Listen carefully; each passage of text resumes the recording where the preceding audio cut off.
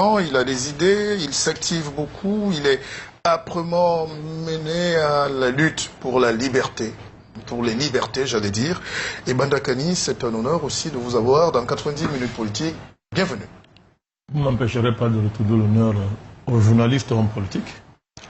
Oui. Candidat à l'élection présidentielle, il faut assumer ça maintenant. Bien sûr, il y a... On ne peut pas déconnecter. On ne va pas se dédire. On ne va pas déconnecter ça. Donc c'est un immense plaisir, n'est-ce pas, d'être là. Je salue mon ami, du coup. J'apprécie la prémonition qui va se réaliser. Hein. Merci. Qui va se réaliser. Je salue tous vos millions de téléspectateurs dans le monde entier. Canal 2, c'est une chaîne internationale. Regardez dans le monde entier. Tout à fait. Je voudrais saluer tous les téléspectateurs qui nous regardent. Une fois de plus, c'est un immense plaisir d'être sur ce plateau. Alors, Guy Parfait-Songuet, c'est un politologue, et j'allais mettre à côté homme de Dieu, parce qu'il a une révélation. Il soigne, il guide, il enseigne. C'est un sujet qui mérite d'être traité entièrement à part, avec beaucoup de curiosité, peut-être d'intrigue aussi et de compréhension. Merci Guy Parfait de venir, et c'est rare vos sorties, surtout en ce moment. Merci Martial Bissoc. Bonjour aux téléspectateurs de Canal 2. Ça fait longtemps qu'on n'avait pas fait de direct de Canal 2. Il m'agrée d'être là parce que de toute manière, toutes ces casquettes, je les porte bien. L'homme de Dieu sert une royauté qui s'intéresse à tous les compartiments de la vie humaine. Il y a une petite chose peut-être qu'il faudrait que les uns et les autres corrigent. Il faudrait que les hommes cessent de croire qu'il y a des compartiments de leur vie qui ne concernent pas Dieu. Et il faut qu'ils cessent de coincer Dieu dans le carcan religieux. Dieu est en tout. Dieu est dans tout. Donc si vous croyez qu'il y a, par exemple, la politique dont Dieu ne s'intéresse pas, c'est que vous ne savez pas qu'il s'agit du vrai Dieu, le Dieu créateur. Donc je suis tout à fait à l'aise dans ma casquette d'homme de Dieu et de politologue parce que tout cela fait partie du service à Dieu, de bien faire son travail là où on est. Bon, maintenant, le terme révélation, c'est bien plus que ça. Les gens qui viennent chez moi le dimanche à midi ou les patients que j'ai à travers le monde qui sont suivis soit depuis mon mur Facebook, soit depuis mon site internet www.guyparfaitsonguet.com savent que c'est au-delà de la révélation. J'ai une succession de dons qui ont été allumés, qui sont effectifs. Effectivement, le don de guérison, à la base, il y a le fait de pouvoir faire les prédications, ce qu'on appelle le don d'évangélisation, où il y a des enseignements assez spécifiques qui sont révélés parce que je ne fais que transmettre ce que le Seigneur me donne. Il y a le don de prophétie, il y a le don de délivrance.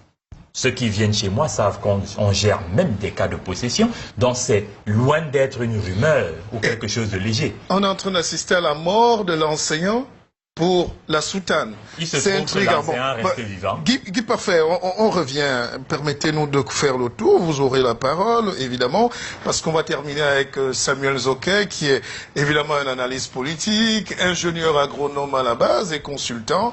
Et il mène bien ses activités. Bonjour Samuel.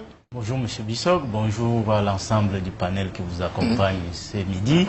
Bonjour à l'ensemble des téléspectateurs dissimulés dans le monde qui ont pris l'habitude de regarder ce programme qui est véritablement un jeu de neurones et une tribune où on essaie de débattre des questions politiques. Alors, le premier thème, Cameroun, le thermomètre. J'allais d'ailleurs dire, quand je venais tout à l'heure, que Cameroun, l'effondrement, mais certains hystériques allaient peut-être nous traiter d'alarmistes. Non, mais il y a effondrement. Effondrement physique, et puis intellectuel, mental, effondrement politique d'un système, et ça nous intrigue, ça intrigue la communauté internationale, et puis on va commencer justement par l'effondrement au stade, déjà.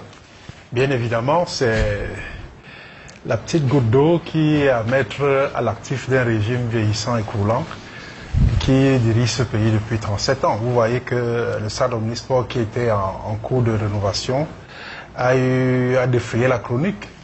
Dans la journée de vendredi ou jeudi, en matinée, on nous a annoncé qu'effectivement, il y a eu affaissement d'une aile de la tribune présidentielle du stade Omnisport de Yaoundé et que dans l'intervalle, on a enregistré un mort et plusieurs blessés graves. malgré les visites multipliées ces jours-ci, j'avais envie de dire, d'appeler ça des sorties plutôt médiatiques et proches du vouloir, du paraître. Malgré toutes ces sorties du PM, on a véritablement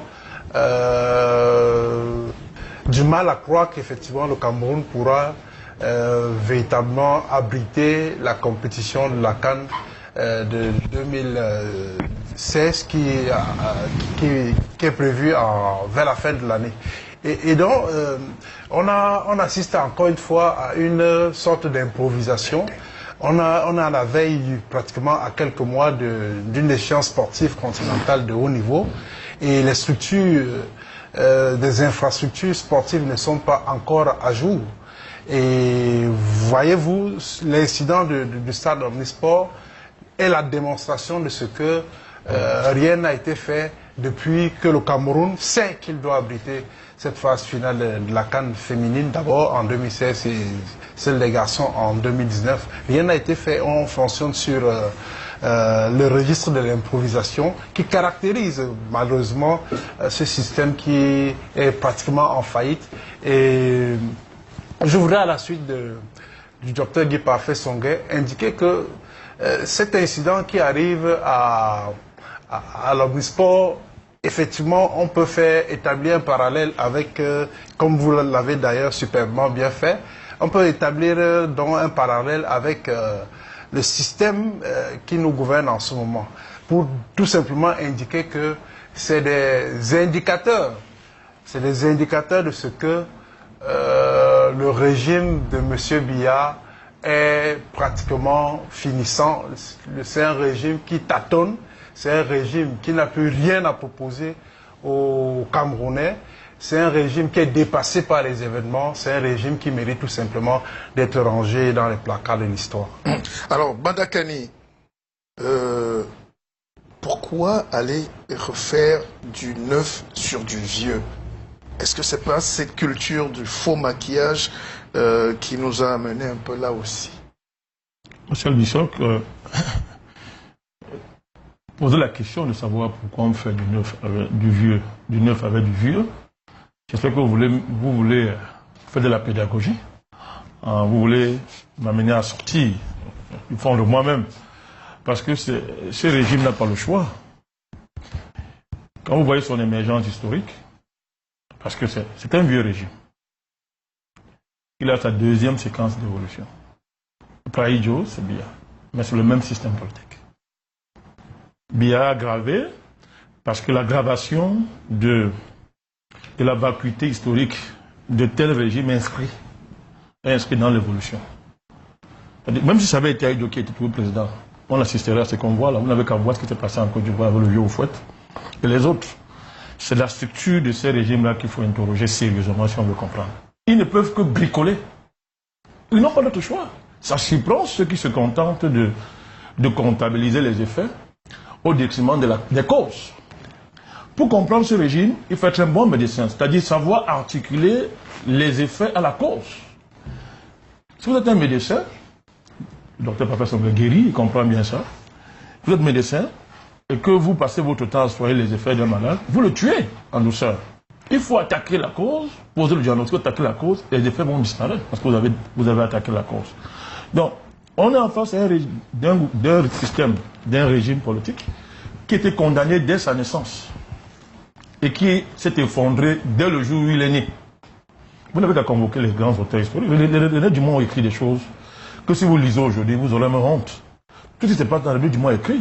L'Afrique n'est mal partie. Il décrit quel est le destin de ce type de régime. Régime essentiellement néocolonial.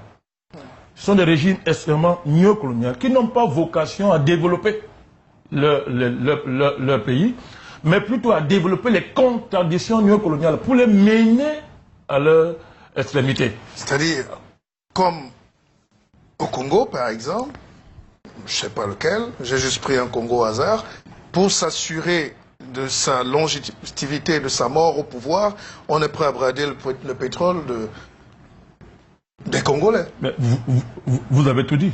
Le destin des États, comme ceux du Cameroun, c'est de nous reconduire à la colonisation. Et vous n'avez qu'à voir l'histoire de l'Afrique depuis la crise ivoirienne. Tout le monde sait ce qui refusait de voir qu'il y a un projet de recolonisation de l'Afrique. Et c'est la mission historique des États néocoloniaux dont le Cameroun nous conduit à ça. Regardez notre pays aujourd'hui, parler de fondement. Regardez le pays. Regardez tous les indicateurs. Vous avez un pays qui, sous le président Abba-Idjo, avait quand même accumulé des indicateurs qui permettaient de savoir que bon, ce pays va quelque part.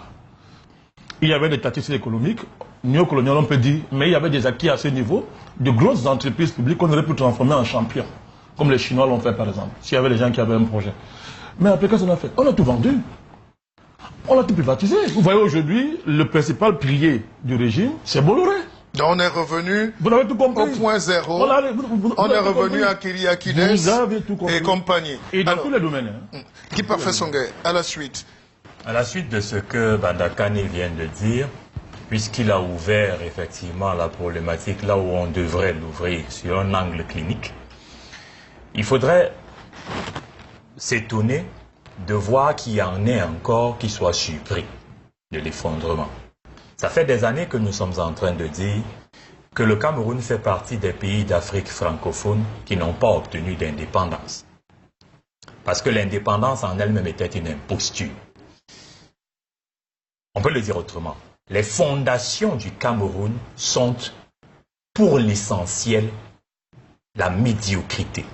C'est ceux qui ne voulaient pas l'indépendance qui l'ont reçue, ceux qui avaient une vision, qui avaient des convictions, qui avaient vocation à gouverner ont été décimés. La médiocrité ayant été installée au départ, c'est créer le système de médiocratie. C'est devenu un système avec une mécanicité rigide de destruction, d'anéantissement de tout ce qui existe de positif. Les gens médiocres sont comme ça, c'est symptomatique. Ils se méfient de toute forme d'émergence. Ils ont systématisé un mode de recrutement autour du gouvernement et à travers l'État qui a pour précondition la soumission à des sottises et à des bêtises. C'est-à-dire? C'est-à-dire l'appartenance prioritaire à des clans, à des ethnies, à des groupes, à des micro-entités systémiques qui sont claniques, ethniques, politiques ou ésotériques. Et avec le temps, le satanisme étant, parce qu'il faut appeler chacha, le satanisme étant, ils ont systématisé cela au-delà du politique, même dans le champ économique. Ils ont laissé pousser des entreprises dans lesquelles, pour être recrutés, les préconditions, même dès le départ, sont d'appartenir à une organisation ésotérique. Ils ont amené ces préconditions. Au Cameroun, il n'y avait pas de problème d'homosexualité. Il y avait au départ au Cameroun un problème de soumission à des pratiques homosexuelles pour l'élévation politique. Ils sont partis des pratiques homosexuelles à systématiser l'homosexualité. Alors, cette perversion n'ayant pas de limite, et comme ils pratiquent de façon satanique à un niveau que les populations avec le bon sens commun ne peuvent pas soupçonner, ils ont réussi à noyer même la conscience nationale et à désubstantialiser le peu de nationalisme qui pouvait permettre de sauver le bateau. Avec le temps, le régime Biya, qui est effectivement la continuité du régime Ahidjo, est arrivé à jouir, permettez l'expression, de ses propres bêtises, au point où il n'a aucune chance de trouver des solutions, puisqu'il a veillé lui-même à anéantir tous ceux, et pas seulement tous ceux qui, mais tous ceux qui pouvaient l'aider à se questionner, et à se réorganiser, à se réorienter. Maintenant, on est dans une situation où même les aveugles voient que le pays va mal. Les experts comme au Nangini, il y a quelques aveugles qui ne voient rien du tout. C'est de la mauvaise foi caractérisée. Ils ne voient rien du tout. Si quelqu'un estime que le Cameroun est un pays qui se porte bien, en l'état de pourrissement que l'on voit dans l'espace public, c'est qu'il est de mauvaise foi. Alors, GPS, Guy Parfait Songhai, on revient à vous dans quelques instants. Samuel Zoké, j'ai suivi sur un plateau, vous êtes d'abord un consultant sportif, et vous avez des responsabilités au sein de l'appareil sportif du Cameroun. Quand on dit par exemple pour sortir, j'ai suivi chez mon ami et frère Bouba Ngomna qu'on dépense plus d'un demi-milliard pour des véhicules alors que les chantiers sont bloqués. Et on vous dit que non, ces directeurs d'administration ont besoin des véhicules pour aller contrôler les chantiers. Moi, j'ai des gens qui m'appellent pour me dire, si ce n'est pas la preuve qu'on est fou, il faut qu'on trouve autre chose. Est-ce que c'est votre sentiment? Parce qu'eux, ils se justifient en disant, mais un directeur ne peut pas transpirer, c'est fait des véhicules de luxe pour aller. Je leur rappelle jusqu'au Rwanda, tout l'État rwandais a 10 véhicules. Et du président jusqu'au dernier ministre. 10 véhicules, le parc automobile, c'est chiffré, c'est vu, et nous, on ne comprend rien. Les gens n'ont rien. Martial Bissok, c'est des comportements inadmissibles dans un pays. Parce que je suis un peu étonné que ça passe comme s'il n'en était rien. Mais dans un état sérieux, on ne poserait pas de tels actes. Parce qu'il faut déjà noter que les chantiers en question n'existent même pas.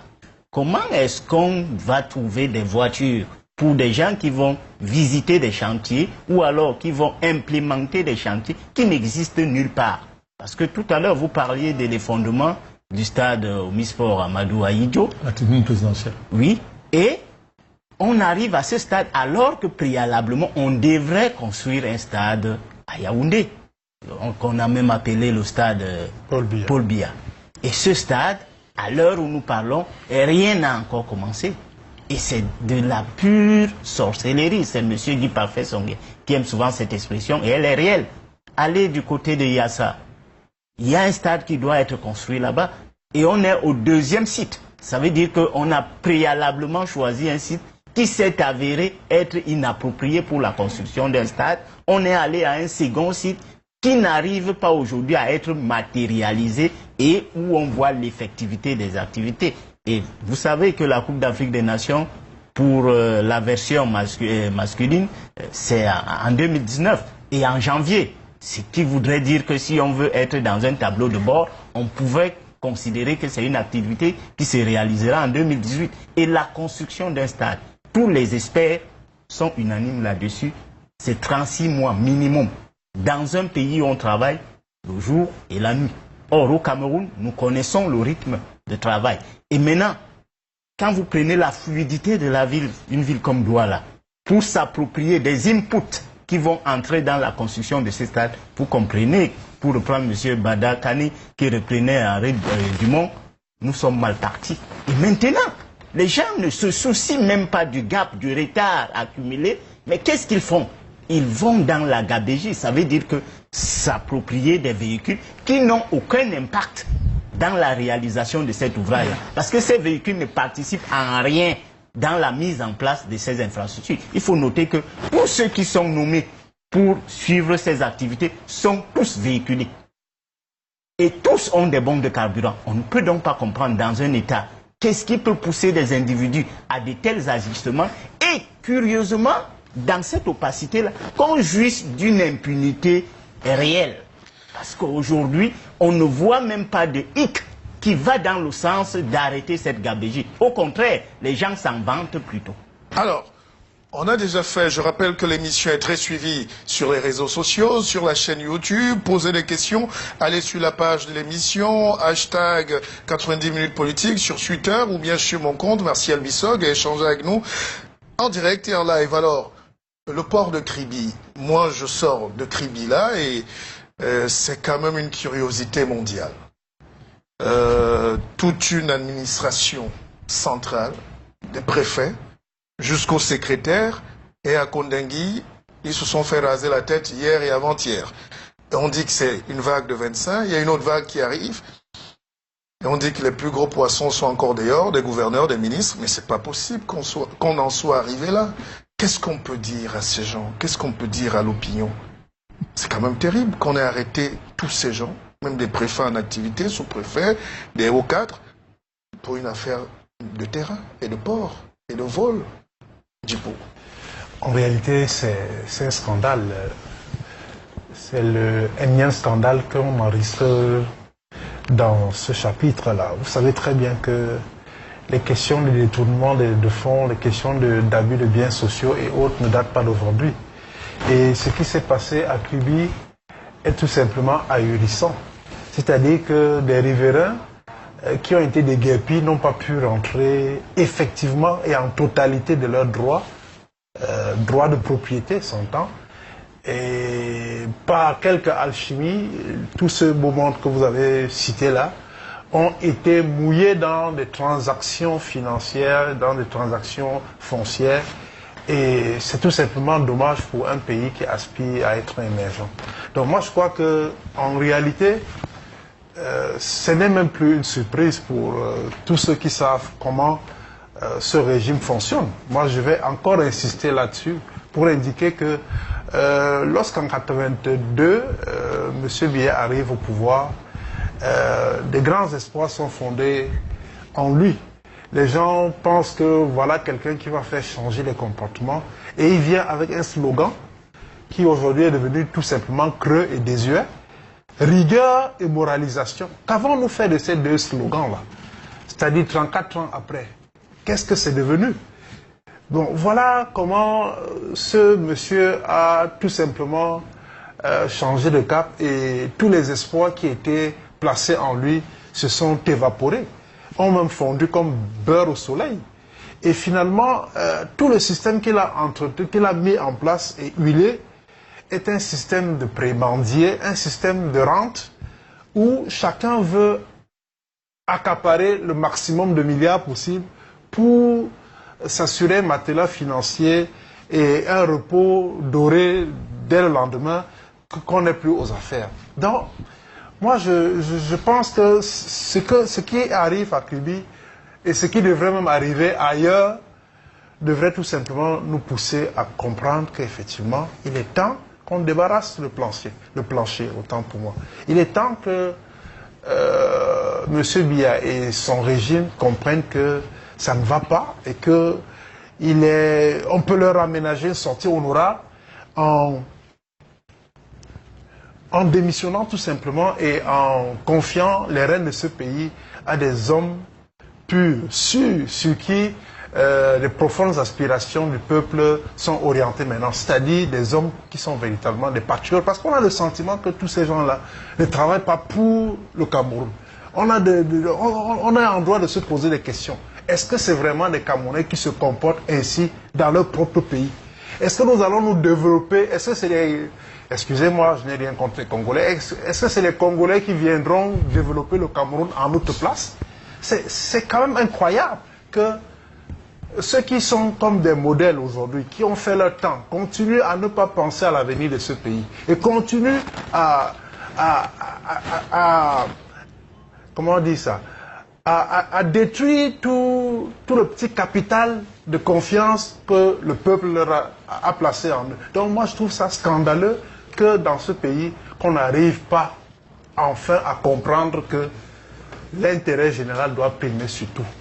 Le vivre ensemble est une donnée fondamentale pour une nation qui veut être émergente. De belles paroles philosophiques, Bandakani. Mais qu'est-ce qu'on peut faire dans ce régime? On a l'impression que quand on dit stop, on vole encore plus. Donc on s'en bat à Bamenda, à Yaoundé, mais c'est un biaïsme, je ne sais pas comment qualifier cette maladie qui pousse l'autre à voler tout. Que peut faire Biya? Je ne sais même plus qui est accusé, c'est pas compréhensible quand même. C'est pas compréhensible. Très belle question, Marcel, comme vous avez l'art de les poser. Vous savez qui est le chef de l'État du Cameroun? C'est le gestionnaire du régime néocolonial. Vous savez qu'en gestion, la mission d'un gestionnaire, c'est de rentabiliser les investissements. C'est de faire que là où l'investisseur a mis 1000 francs, que l'investisseur rentre avec 10 000. Je vous dis que le régime néocolonial, l'investissement néocolonial qui a été fait dans les pays africains par la France, il ne faut pas oublier ça, on ne va pas parler de ce régime sans parler de la France. Non, allez-y, hein, personne ne vous a coupé. Non, je sais que c'est un plateau extrêmement libre ici. Si mon plateau ne peut plus s'exprimer, on s'exprimera plus nulle part ailleurs. Rassurez-vous. On se battra jusqu'à la mort. Je confirme cela parce que je connais ta trajectoire en matière de journalisme. Donc, j'étais en train de dire que l'investissement néocolonial français dans les 14 pays qui sont le précaré doit être fructifié. Et vous avez des gestionnaires qui sont là pour fructifier. C'est le rôle d'un monsieur comme Paul Biya. Quand vous demandez qu'est-ce qu'on peut faire, on ne peut rien faire d'autre que ce qui est fait. À savoir, amener ce pays à une deuxième colonisation. C'est de cela qu'il s'agit, Marcel Bissok. Alors, tout à l'heure, mon ami Ndjipou était en train de poser. Il s'étonnait, mais Comment c'est possible? Mais ce régime-ci, depuis son origine, il est consubstantiellement corrompu. Son essence même, c'est la corruption. Vous savez comment, quand on veut faire un enfant, il y a des mécanismes pour faire un enfant. On connaît ça, nous sommes des parents ici. Ce qui se passe dans les familles, c'est reproduit au niveau de l'État. Il y a des mécanismes pour produire un type d'État. Si vous voulez produire un État vampire, il y a des méthodes pour le faire. Vous voulez produire un État de progrès, il y a des méthodes pour le faire. Dans le cas du précaré, c'est la technique de production des États vampires. Des États qui mangent, c'est-à-dire qui prospèrent en mendiquant leur peuple. Je parle de la mendication de pouvoir. L'auteur qui professe, on ne peut comprendre ça. On est dans la sorcellerie. Pourquoi lui seul? Non, je dis parce que bon, lui, il a fait tout ça clairement. Je dis pour comprendre bien. Et mon ami Zoké comprend bien, toi aussi. Donc je dis que c'est un État qui mendique son peuple. Mendiquer veut dire que vous n'êtes encore dans les règnes de vos parents, on vous a déjà mangé. On vous a vendu. Et il y a des mécanismes pour ça. Mais ce sont des grands sorciers. Vous avez un État sacrificateur. C'est-à-dire que des dirigeants sont dans des loges ésotériques avec pour fonction de vendre le pays mystiquement, d'ensorceler la population pour en faire des zombies qui ont un pied, qui ont des mains, qui ont une tête qui marche, mais qui ne comprennent pas ce qui leur arrive. C'est un État bandit de manière fondamentale. C'est-à-dire que vous avez, ce n'est pas seulement les fonctionnaires qui volent. C'est parce que les conditions pour être un homme important dans l'État, pour s'y insérer au niveau élevé, c'est d'être un bandit. C'est structuré comme ça. C'est un État délinquant. Quand vous voyez comment la manière même de voler, parce que et ailleurs, on vole, mais c'est moins énervant. Mais les gens sont légers quand ils volent. C'est-à-dire ils volent avec une désinvolture diabolique. Il faut l'arrogance. C'est-à-dire qu'une désinvolture, vous voyez, le membre du comité de pilotage là, qui lui cela a accumulé près de milliards de francs. De quelle manière? Les fins limiers de la police n'ont pas eu des efforts à faire. Tellement ils se croient tellement impunis. C'est leur nature qu'ils ne prennent même pas des dispositions même pour cacher un peu, pour le cas d'espèce. C'est une forme de délinquance structurelle qu'on ne peut pas définir. Et ça, je vous dis, c'est ça l'état du Cameroun. Hein. Il faut savoir quel régime nous avons à faire. La satanisation de ce système-là est tellement enracinée et cela s'est reproduit par des mécanismes divers, anthropologiques, sociologiques, culturels, même dans la mémoire des Camerounais, y compris dans leur famille, que c'est la seule raison qui explique comment est-ce qu'un tel régime a pu durer pendant 30 ans. Parce que ça aussi, il faut qu'une anthropologie de régime soit faite pour expliquer par quel miracle un tel régime a tenu 30 ans. Et ça nous interpelle tous. Comment est-ce qu'un tel régime tient chez nous pendant 30 ans? Et c'est là où moi je convoque comme lui la dimension divine. C'est-à-dire que pour comprendre ce niveau-là, il faut convoquer Dieu, le vrai Dieu comme il dit. Il faut le convoquer parce que lui seul peut nous expliquer. Par quel mécanisme on peut mendiquer un pays comme ça? Badakani, c'est bien, mais on va aussi comprendre avec vous un autre palier, le rôle du peuple aujourd'hui. Parce que je me méfie déjà du peuple camerounais que j'aime par-dessus tout. C'est comme si, une fois qu'on a dit ça ici, c'est nous qui serons les victimes de ce peuple. Est-ce qu'il y a quelque chose qui s'est passé? Pourquoi le peuple ne prend pas corps? Pourquoi les gens ne disent pas non si on laissait Dieu à côté? Parce que Dieu peut aussi faire vivre Abraham 170 ans, je ne sais pas où qui. Mais le régime peut aussi perdurer si les gens continuent à croire qu'ils ne sont pas concernés, rester à sa fenêtre et voir le changement de Bissok passer par la rue ou de Guy Parfait Songhai. Martial, on ne peut pas techniquement en appeler au peuple sans toucher la source. Les dimensions analytiques qui sont lancées par Badakani sont des dimensions à creuser. Je vais partir maintenant sur la personne du chef de l'État, pour que l'on voit les nuances. Quand vous voyez l'esprit des indépendances, il est bien écrit, il vous suffit de voir les mémoires de Focard. Cette émission est historique, hein, entre guillemets, parce que je sens qu'on est en train d'aller loin dans l'analyse. Allez-y. Il était écrit, et Focard l'a dit, puisqu'ils veulent l'indépendance, on va leur donner des gouverneurs noirs. C'est-à-dire qu'on choisit un noir, c'est écrit noir sur blanc. On choisit un noir qu'on va appeler président, qui remplace le gouverneur blanc qui était là. Interprétation, Aïdjo était un gouverneur noir, Bia est un gouverneur noir. C'est un fait, d'un point de vue de l'analyse. Maintenant, la personne de son excellence Biabi Vondor, Paul Barthélemy, a été choisie pour gouverner le Cameroun pour les tares et les retards qu'on savait déjà sur sa personne. C'est une personne qui a été façonnée depuis le système français, moulée pour obéir. Il a fait 20 ans d'administration. Les gens qui veulent critiquer souvent M. Bia oublient qu'il a fait 20 ans d'administration au sommet de l'État, avant de devenir président de la République. Et donc, vous voulez le dédouaner? Non, je suis en train d'expliquer, je suis un analyste. Okay. Je suis en train d'expliquer qu'on a observé la docilité du personnage et les deux chefs qu'il a eu du ministère de l'Éducation à la présidence de la République ont fait deux rapports identiques sur lui. L'un a écrit inapte à la prise de décision, l'autre incompétent dans la prise de décision. Bien, d'un point de vue managérial, on savait, la France savait, que Maître Biabin Van der Poel Barthélemy comme chef de l'État, c'est choisir une personne qui ferait comme expertise en management, le management laissé faire. Il n'avait pas la posture mentale, psychologique d'un chef. On est dans l'analyse. Donc à partir de ce moment, tout ce qui s'est passé, partant du coup d'État en 84, allait parfaitement en harmonie avec leurs prévisions. Il a été déstabilisé dans le peu d'autonomie décisionnelle qu'il avait en pensant tout simplement qu'il lui faut défendre désormais son poste. Ça veut dire que quoi? M. Biya a développé une seule expertise en 34 ans de pouvoir, c'est comment rester là. Lorsque vous voyez son mode de fonctionnement, c'est une personne qui pratique, demandez aux experts en management, ils vont vous le dire. Le management, laissez faire. La seule chose où il ne laisse pas faire, c'est tout mécanisme qui représente de près ou de loin un danger pour sa position de pouvoir. Et le peuple dans tout ça, docteur?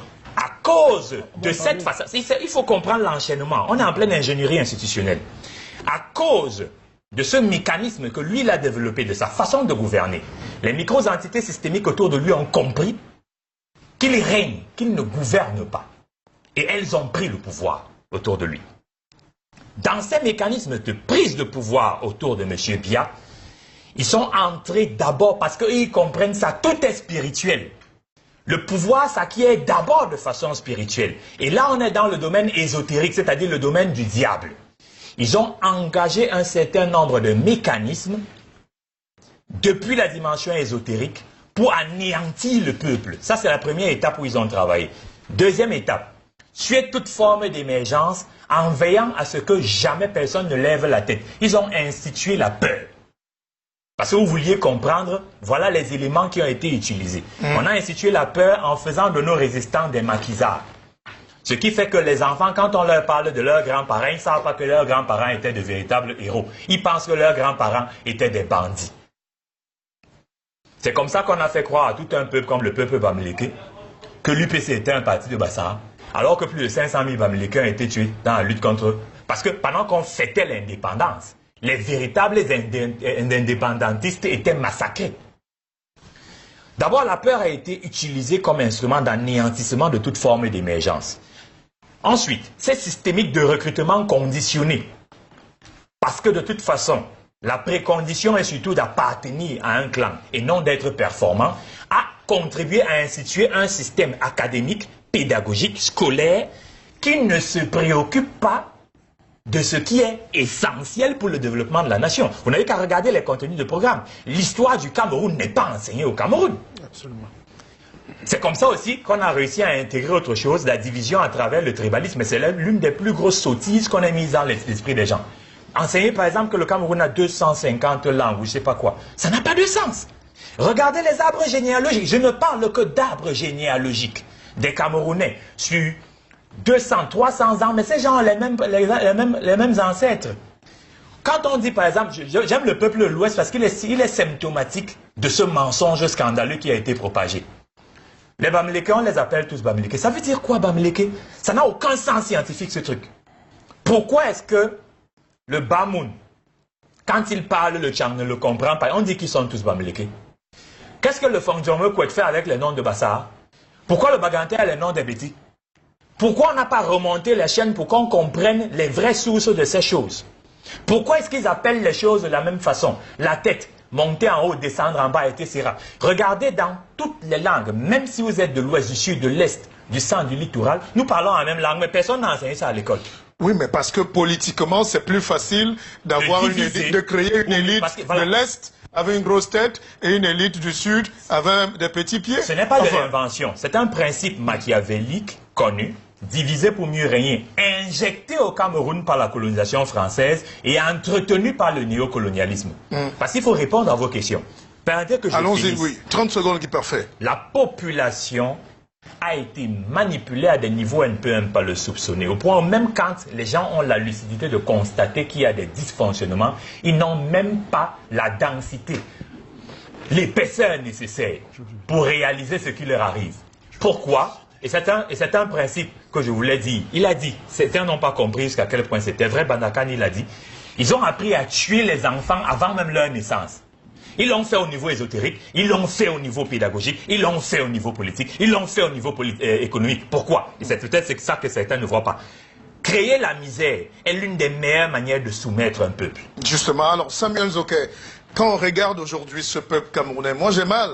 Les gens nous disent, vous vivez bien, vous voulez comme les autres. Bon, c'est tout un discours très primaire et grégaire que j'écoute comme ça. Mais on ne peut pas regarder ce peuple aujourd'hui sans avoir un pincement dans le cœur. Nous qui, du haut de nos 4x4, du haut de nos V8, du haut de nos 28 immeubles, quand on passe dans la rue, il y a un message que les gens nous passent dans les quartiers. C'est invivable. Qu'est-ce qu'on peut ressentir, à moins qu'on soit insensible, comme tous ces voleurs, tous ces boss, ces pillards, ces petits gens de rien du tout finalement. D'abord, M. Bissok, on a institué un régime de la peur. Ça veut dire que, quoi qu'on dise, on va tout maquiller dans ce pays, mais le Cameroun est un État totalitaire. Et c'est un État arbitraire. Vous voyez pas de manifestations. Ça veut dire que le pouvoir est tel qu'il faut pratiquement écraser tout individu. Et ça a mis la peur dans la conscience du peuple camerounais. Et l'autre chose, M. Bipafé Songé l'a dit, c'est la clochardisation systématique de l'ensemble des Camerounais. Parce qu'aujourd'hui, quand vous voyez ce qu'on appelle cadre dans les multinationales, leur salaire, c'est une sous-traitance qui traite leur salaire et qui paye à la fin du mois. Ils n'ont même pas de cotisation à la CNPS. C'est pour ça que la CNPS a risqué de faire faillite s'ils n'avaient pas mécaniquement essayé d'amener... Ça veut dire qu'on va prendre une société, faites-moi un procès si vous voulez... Société de placement du personnel.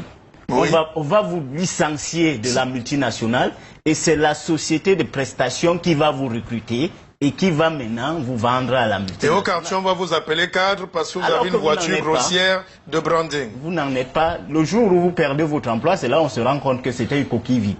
Et cette clochardisation, lorsqu'on a commencé par les masses les plus inférieures, les autres qui s'estimaient être des cadres ont cru qu'ils étaient à l'abri. C'est la même chose quand on dit aujourd'hui que nous avions cette administration des délinquants.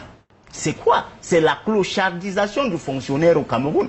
Quand vous voyez la rémunération de ceux qui nous dirigent, si c'est ça, si c'est de ça qu'ils devraient vivre, je dis tout le monde... Mais est-ce que c'est pour ça qu'on va partir de 100 000 à 1 milliard dans sa poche? Voilà les causes, M. Bissok. Lorsque les gens ont accepté d'être payés en monnaie de singe dans la haute administration, parce que personne aujourd'hui dans la haute administration ne peut avoir 500 000 francs de salaire, ça il faut le savoir, jusqu'au ministre.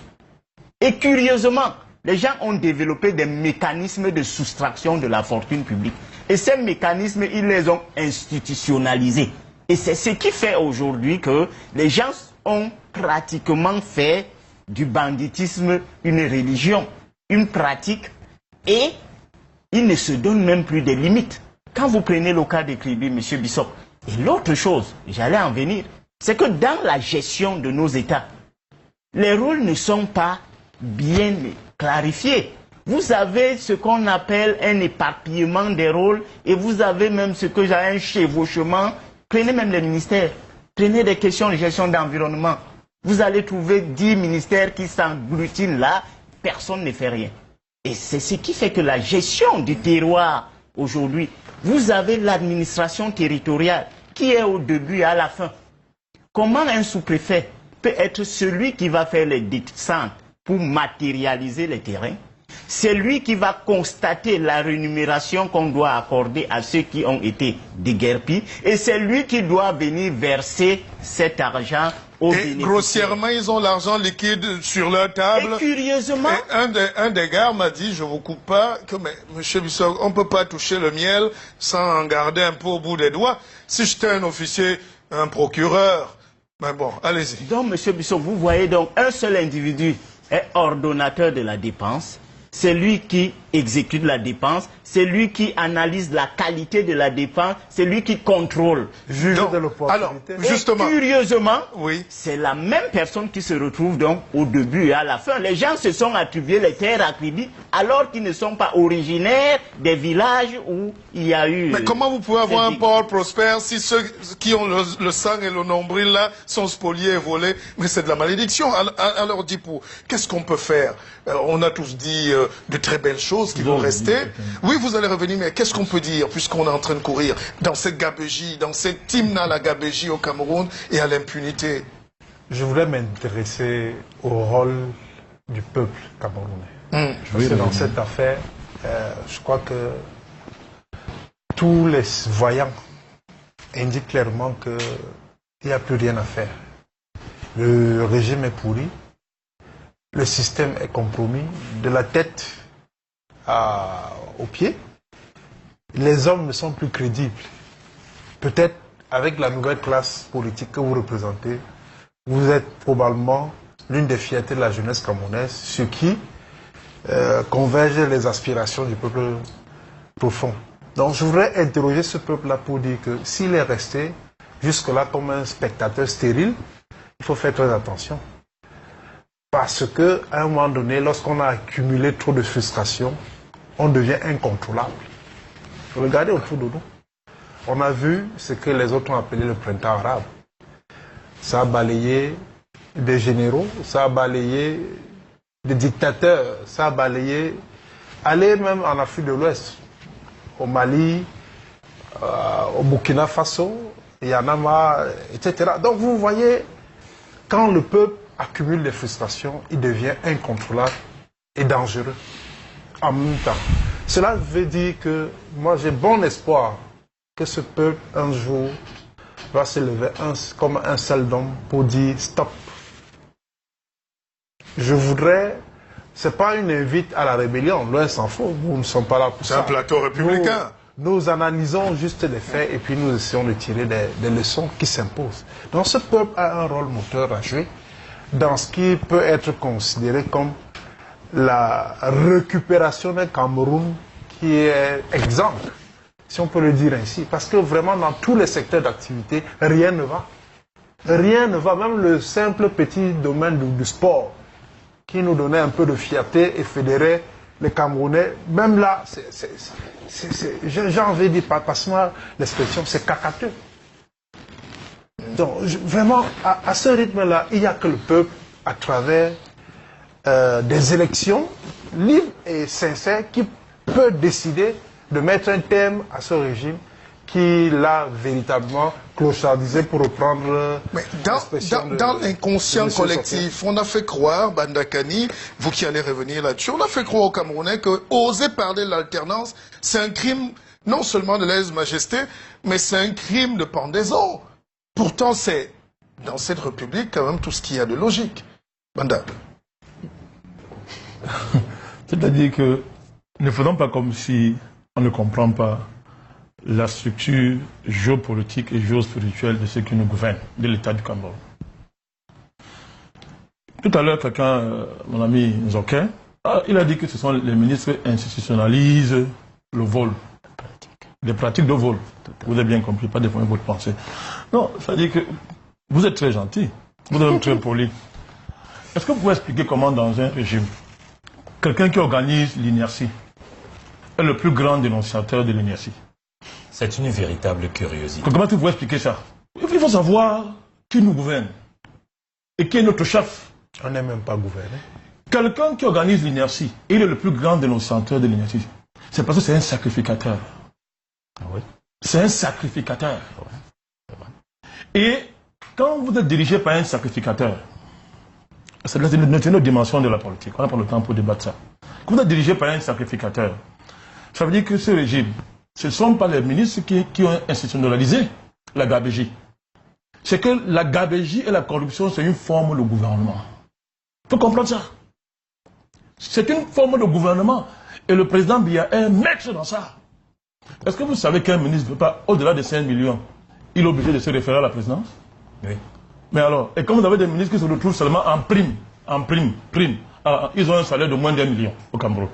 Mais rien que les prix mensuels, il y a un ministre, 36 millions de francs. 36 millions de prix mensuels. Je ne vais pas citer son nom.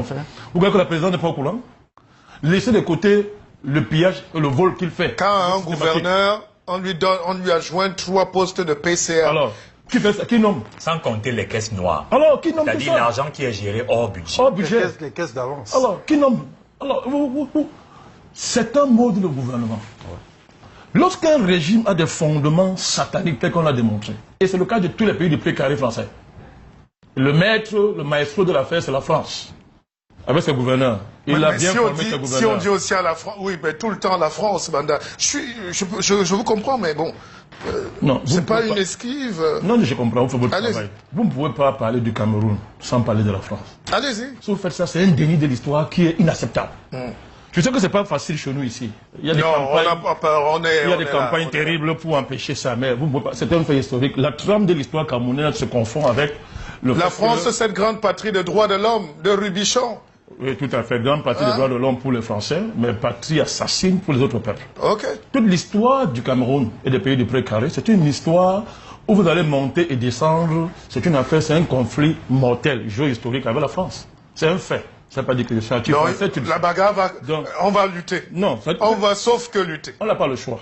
Alors, je vais revenir. Alors, je vous dis que vous voyez donc que ce n'est pas... C'est le cœur de l'État. Et ne peut que gouverner que par la corruption.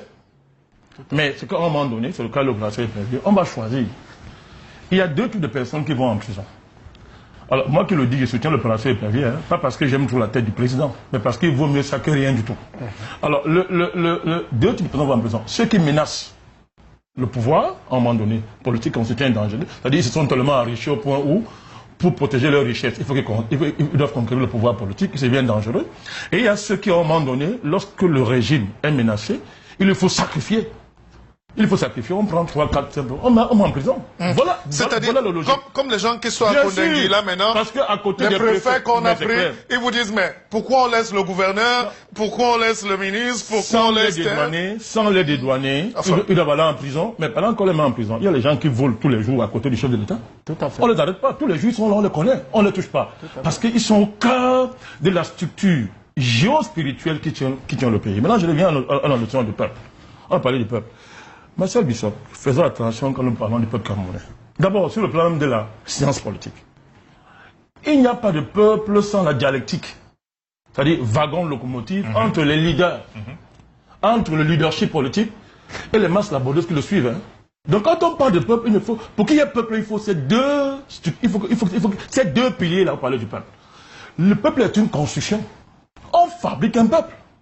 Tout à l'heure, il y a ce qu'on appelle dans un langage les structures organiques de l'État, ou bien les appareils organiques d'État. C'est Gramsci qui a travaillé dessus.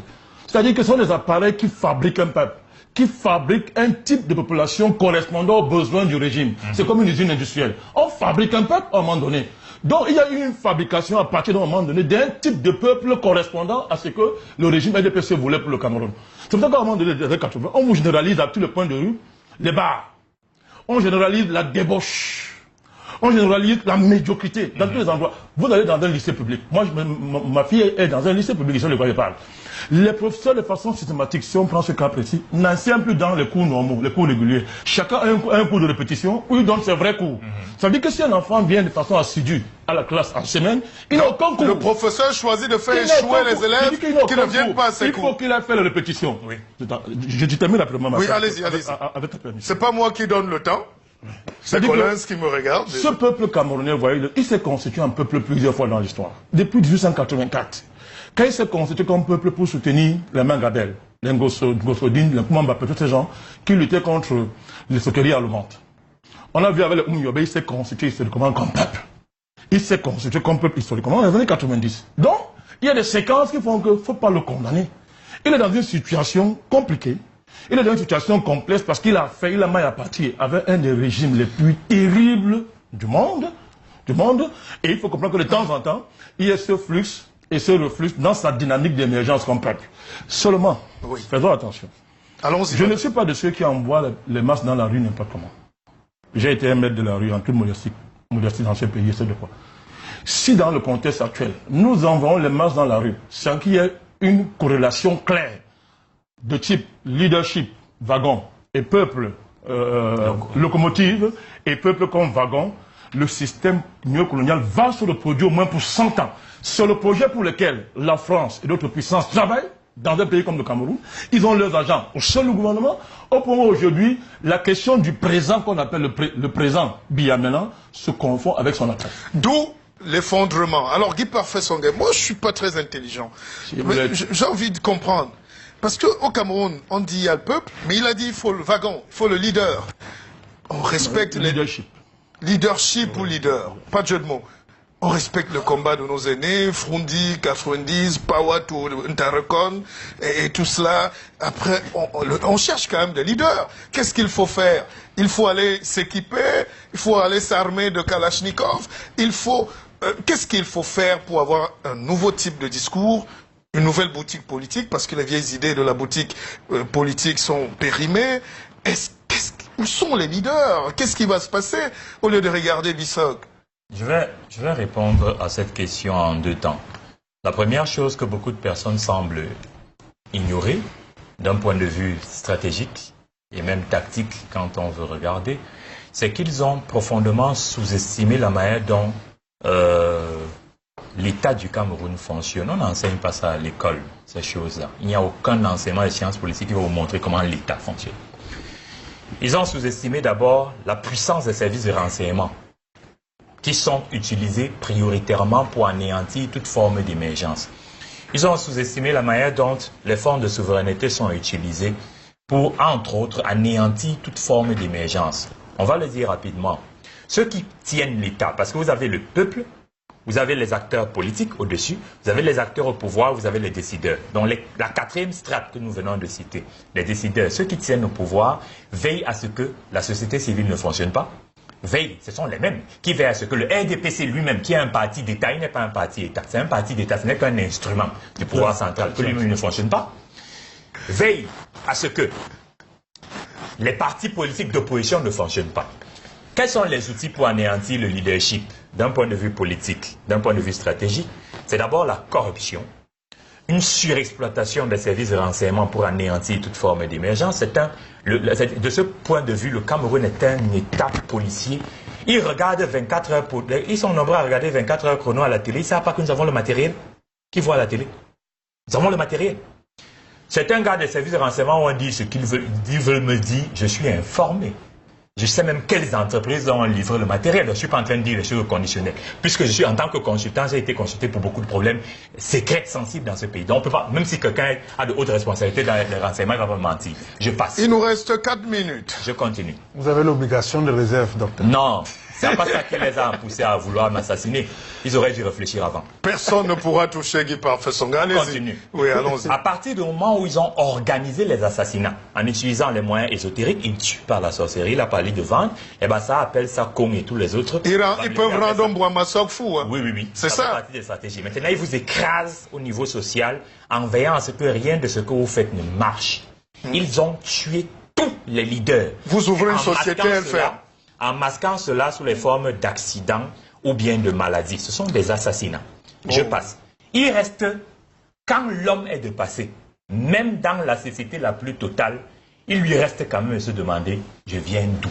Et c'est là où on répond à la question, il faut Dieu pour résoudre le problème. Oh, c'est-à-dire que quoi? Non, monsieur Bissok, je ne suis pas un religieux. C'est un autre débat. Si vous voulez organiser un autre débat, samedi prochain, oui. est à l'aise là-dessus. Oui, on va refaire le panel. Il faudrait que l'on soit d'accord avec le bon sens. Oui. Commun, on ne peut pas fuir les problèmes d'ici-bas pour dire que c'est Dieu. C'est parce qu'on vous a fait croire que Dieu est un spectateur. Il faut qu'on cesse de voir Dieu comme religieux. Il faut qu'on comprenne. Quand on dit que Dieu est vivant, c'est-à-dire que quoi? Il agit. Bon, ce n'est pas une question de religion. Si Dieu était vraiment agissant, c'est qu'il n'allait peut-être pas laisser... Non, c'est qu'il y a tout un enseignement à apporter là-dessus. Ne vous en faites pas, nous sommes à l'aise pour traiter de cette question. Non, il faudrait que les gens s'habituent au Dieu vivant, celui qui agit, celui qui a sorti le peuple d'Israël de la captivité, après plus de 430 ans de captivité. Ah non, on ne va pas faire 400 ans, mais non, c'est pas possible. Ce Dieu-là est vivant. Avançons, Guy Parfait. Isaac, de Jacob, de Jésus-Christ qui d'ailleurs était des Noirs. L'émission a dérapé totalement. Là. Il faudrait que l'on tombe d'accord, même sur le plan politique, économique et dans tous les autres secteurs, que le retour à Dieu, la reconstruction de la relation à Dieu, je suis d'accord. Alors, et c'est comme ça qu'on va résoudre les problèmes. Vous avez vu qu'on a consacré l'émission au premier thème, le Cameroun qu'on a dans la chair, mais le monde entier nous regarde. Aujourd'hui, c'est le 14. À Abuja, il y a encore ces forces-là qui se réunissent, la France, les États-Unis, le Nigeria, le Cameroun. Quand Boko Haram est fini, quand on avait besoin d'eux, ils disaient qu'on n'est pas une armée, qu'on n'est rien du tout, on va disparaître. Une petite analyse, 30 secondes, un dernier tour de table. Oui. On leur accorde le temps qui est nécessaire pour eux, parce que franchement... Oui, mais M. Bissop, il faut noter une chose.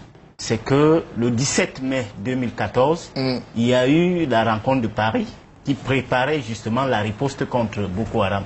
Il y a eu plein de promesses qui avaient été faites, mais nous avions vu au cours des années que ces promesses-là étaient des vaines promesses. Et aujourd'hui, nous sommes très déçus que nos chefs d'État, ayant résolu partiellement le problème, je dirais même totalement le problème, se retrouvent aujourd'hui en train de faire comme si c'est les autres qui les ont aidés à trouver la solution. Moi, je crois que la réunion d'Abuja devrait servir à faire le bilan de ce qui a été fait et la France ne devrait pas être... Djipou, monsieur le rédacteur, 30 secondes. Abuja, maintenant que les Blancs viennent s'asseoir pour nous dire que refaites la guerre ou... je ne sais pas, je comprends rien. C'est un vaste cycle. J'ai envie de dire que je ne sais pas pourquoi, jusque-là, on n'arrive pas à prendre au sérieux les propos de la deuxième personnalité, enfin, troisième personnalité de ce pays, M. Kavaye Guedjibri, qui plus d'une fois à l'Assemblée nationale a bien indiqué que Boko Haram est parmi nous. Moi, je ne sais pas pourquoi, jusque-là, aucune initiative ne vise à interpeller ce monsieur pour en savoir davantage. Il connaît des choses dans le Gandoura. Hein? Eh bien, c'est ce que j'ai la faiblesse de penser comme vous. Et je suis d'autant plus intrigué que personne ne fait justement rien pour aller comprendre le fond de sa pensée. Parce que, comme Jésus, puisque tout le monde est devenu... Oh non! Tout le monde est devenu subitement... Pas sur ce plateau. Pas subitement. Attendez le jour du Seigneur. Tout le monde est devenu des théistes. Je crois que, comme Jésus, lui-même a parlé en parabole.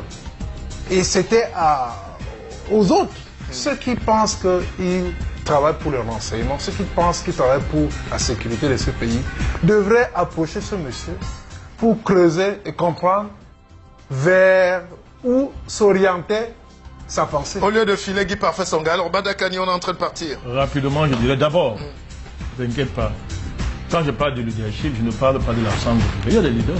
Sinon, tu t'insistes toi-même. Tu es un leader. Il y a des leaders. Ce n'est pas un point de défaut. Au moment venu, les leaders, les dynamiques historiques, même fabriquent leur leadership pour s'accomplir. Là, à ce niveau, il ne faut pas s'inquiéter. Il y a un travail de fond qui se fait, de renouvellement de façon dialectique et tout. Il y a des leaders. Le peuple camerounais n'est pas en manque de leaders pour sa destinée. Ça me rassure. Non, rassure-toi. Mais sinon, toi, tu fais quoi? Tu es là? J'avais des doutes. Non. Allez-y, allons-y. Tout le monde ici là. Mais Djipou, c'est un leader. C'est un leader, pas fait son c'est un leader. Badakani, allons-y. 30 secondes. La question d'Abuja est simple. Les pyromanes viennent d'éteindre le feu. Les pyromanes, un des plus grands représentants de la pyromanie mondiale internationale, monsieur le président Hollande, et Abuja, c'est le pyromane qui vient éteindre le feu. Ce qu'on déplore, c'est quoi? C'est que pour faire ça, il est entouré par ses représentants, ses satrapes, peut être impoli, envers le chef d'État, les gens qui jouent ce jeu. Bon, allez, on va partir. Guy Parfait, on est en train de partir. Abuja, c'est fini, ça recommence. Nous sommes les dessins animés des petits gens là. Une mise en scène une fois de plus pour continuer à pérenniser le pillage d'un continent conquis depuis 5 siècles et dont on dit qu'il est pauvre. Étonnant, n'est-ce pas, de venir en permanence voler chez nous et dire que c'est nous les pauvres. Allez, merci. Samedi prochain, soyez plus nombreux parce qu'on a battu les records d'audience. Ça a été avec le concours d'Alain Djipou, rédacteur en chef du Messager, le Messager qui m'a ouvert les tribunes aujourd'hui. Enfin, il faut donner la parole aux gens pour qu'ils soient écoutés, surtout ceux qui sont porteurs des projets de société. Merci Bandakani. Votre devoir m'interpelle. Vous êtes un patriote. Merci à Guy Parfait Sanguin. Revenez sur Terre de temps en temps. Vous vivez au ciel déjà. Allez, Samuel Coquet. Merci. Ciao, ciao.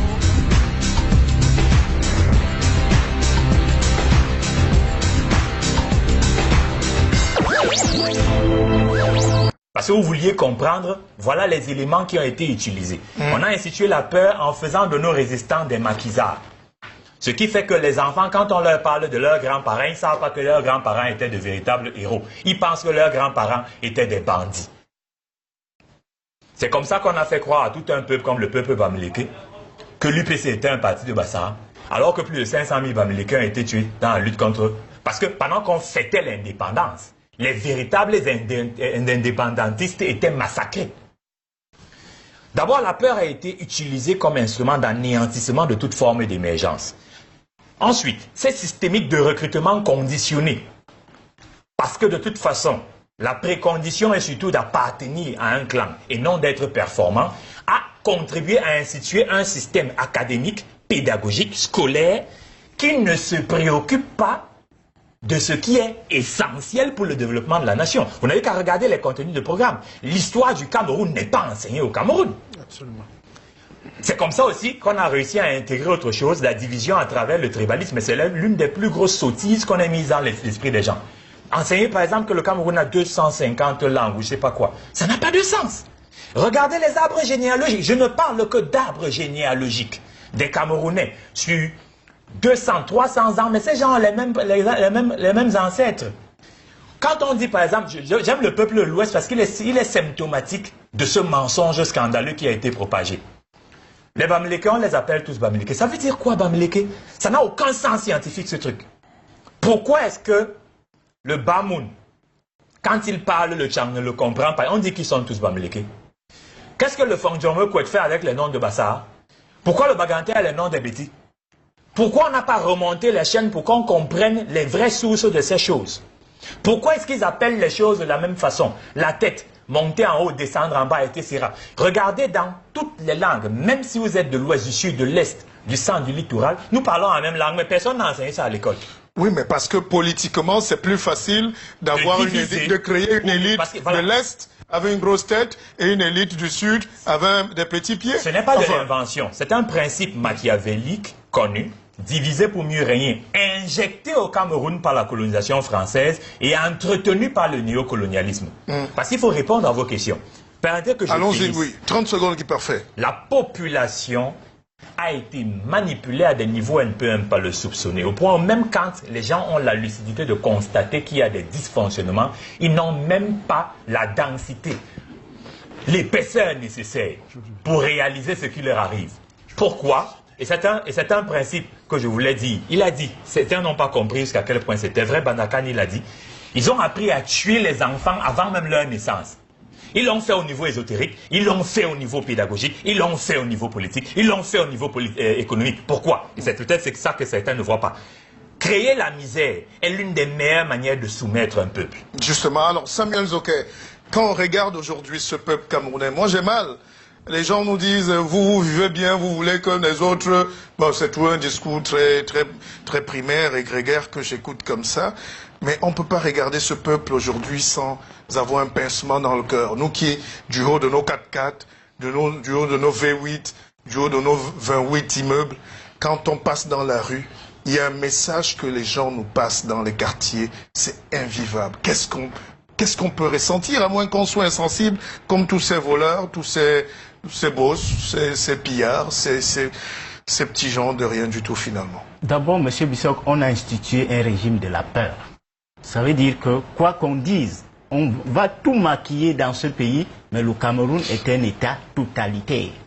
Et c'est un État arbitraire. Vous voyez par des manifestations. Ça veut dire que le pouvoir est tel qu'il faut pratiquement écraser tout individu. Et ça a mis la peur dans la conscience du peuple camerounais. Et l'autre chose, M. Guy Parfait-Songhé l'a dit, c'est la clochardisation systématique de l'ensemble des Camerounais. Parce qu'aujourd'hui, quand vous voyez ce qu'on appelle cadre dans les multinationales, leur salaire, c'est une sous-traitance qui traite leur salaire et qui paye à la fin du mois. Ils n'ont même pas de cotisation à la CNPS. C'est pour ça que la CNPS a risqué de faire faillite s'ils n'avaient pas mécaniquement essayé d'améliorer. Ça veut dire qu'on va prendre une société, faites-moi un procès si vous voulez. Société de placement du personnel. Oui. On va vous licencier de la multinationale et c'est la société de prestation qui va vous recruter et qui va maintenant vous vendre à la multinationale. Et au quartier, on va vous appeler cadre parce que vous avez une voiture grossière de branding. Vous n'en êtes pas. Le jour où vous perdez votre emploi, c'est là où on se rend compte que c'était une coquille vide. Et cette clochardisation, lorsqu'on a commencé par les masses les plus inférieures, les autres qui s'estimaient être des cadres ont cru qu'ils étaient à l'abri. C'est la même chose quand on dit aujourd'hui que nous avions cette administration des délinquants. C'est quoi? C'est la clochardisation du fonctionnaire au Cameroun. Quand vous voyez la rémunération de ceux qui nous dirigent, si c'est ça, si c'est de ça qu'ils devaient vivre, je dis tout le monde... Mais est-ce que c'est pour ça qu'on va partir de 100 000 à 1 milliard dans sa poche? Voilà les causes, M. Bissok. Lorsque les gens ont accepté d'être payés en monnaie de singe dans la haute administration, parce que personne aujourd'hui dans la haute administration ne peut avoir 500 000 francs de salaire, ça il faut le savoir, jusqu'au ministre. Et curieusement, les gens ont développé des mécanismes de soustraction de la fortune publique. Et ces mécanismes, ils les ont institutionnalisés. Et c'est ce qui fait aujourd'hui que les gens ont pratiquement fait du banditisme une religion, une pratique, et ils ne se donnent même plus des limites. Quand vous prenez le cas de Kribi, M. Bissok, et l'autre chose, j'allais en venir, c'est que dans la gestion de nos États, les rôles ne sont pas bien clarifiés. Vous avez ce qu'on appelle un éparpillement des rôles et vous avez même ce que j'ai un chevauchement. Prenez même les ministères, prenez des questions de gestion d'environnement. Vous allez trouver 10 ministères qui s'agglutinent là, personne ne fait rien. Et c'est ce qui fait que la gestion du terroir aujourd'hui, vous avez l'administration territoriale qui est au début et à la fin. Comment un sous-préfet peut être celui qui va faire les descentes pour matérialiser les terrains? C'est lui qui va constater la rémunération qu'on doit accorder à ceux qui ont été déguerpis et c'est lui qui doit venir verser cet argent aux bénéficiaires. Grossièrement, ils ont l'argent liquide sur leur table. Et curieusement... Et un des gars m'a dit, je ne vous coupe pas, que mais, M. Bissok, on ne peut pas toucher le miel sans en garder un peu au bout des doigts. Si j'étais un officier, un procureur, ben bon, allez-y. Donc, M. Bissok, vous voyez donc un seul individu est ordonnateur de la dépense. C'est lui qui exécute la dépense, c'est lui qui analyse la qualité de la dépense, c'est lui qui contrôle. Juge de l'opportunité. Alors, justement, et curieusement, oui, c'est la même personne qui se retrouve donc au début et à la fin. Les gens se sont attribués les terres à Kribi alors qu'ils ne sont pas originaires des villages où il y a eu... Mais comment vous pouvez avoir un port prospère si ceux qui ont le sang et le nombril là sont spoliés et volés? Mais c'est de la malédiction. Alors, Dipou, qu'est-ce qu'on peut faire? On a tous dit de très belles choses qui vont rester. Oui, vous allez revenir, mais qu'est-ce qu'on peut dire puisqu'on est en train de courir dans cette gabegie, dans cette hymne à la gabegie au Cameroun et à l'impunité? Je voulais m'intéresser au rôle du peuple camerounais. Parce que dans cette affaire, je crois que tous les voyants indiquent clairement qu'il n'y a plus rien à faire. Le régime est pourri, le système est compromis, de la tête aux pieds. Les hommes ne sont plus crédibles. Peut-être avec la nouvelle classe politique que vous représentez, vous êtes probablement l'une des fiertés de la jeunesse camerounaise, sur qui convergent les aspirations du peuple profond. Donc je voudrais interroger ce peuple-là pour dire que s'il est resté jusque-là comme un spectateur stérile, il faut faire très attention. Parce qu'à un moment donné, lorsqu'on a accumulé trop de frustration, on devient incontrôlable. Regardez autour de nous. On a vu ce que les autres ont appelé le printemps arabe.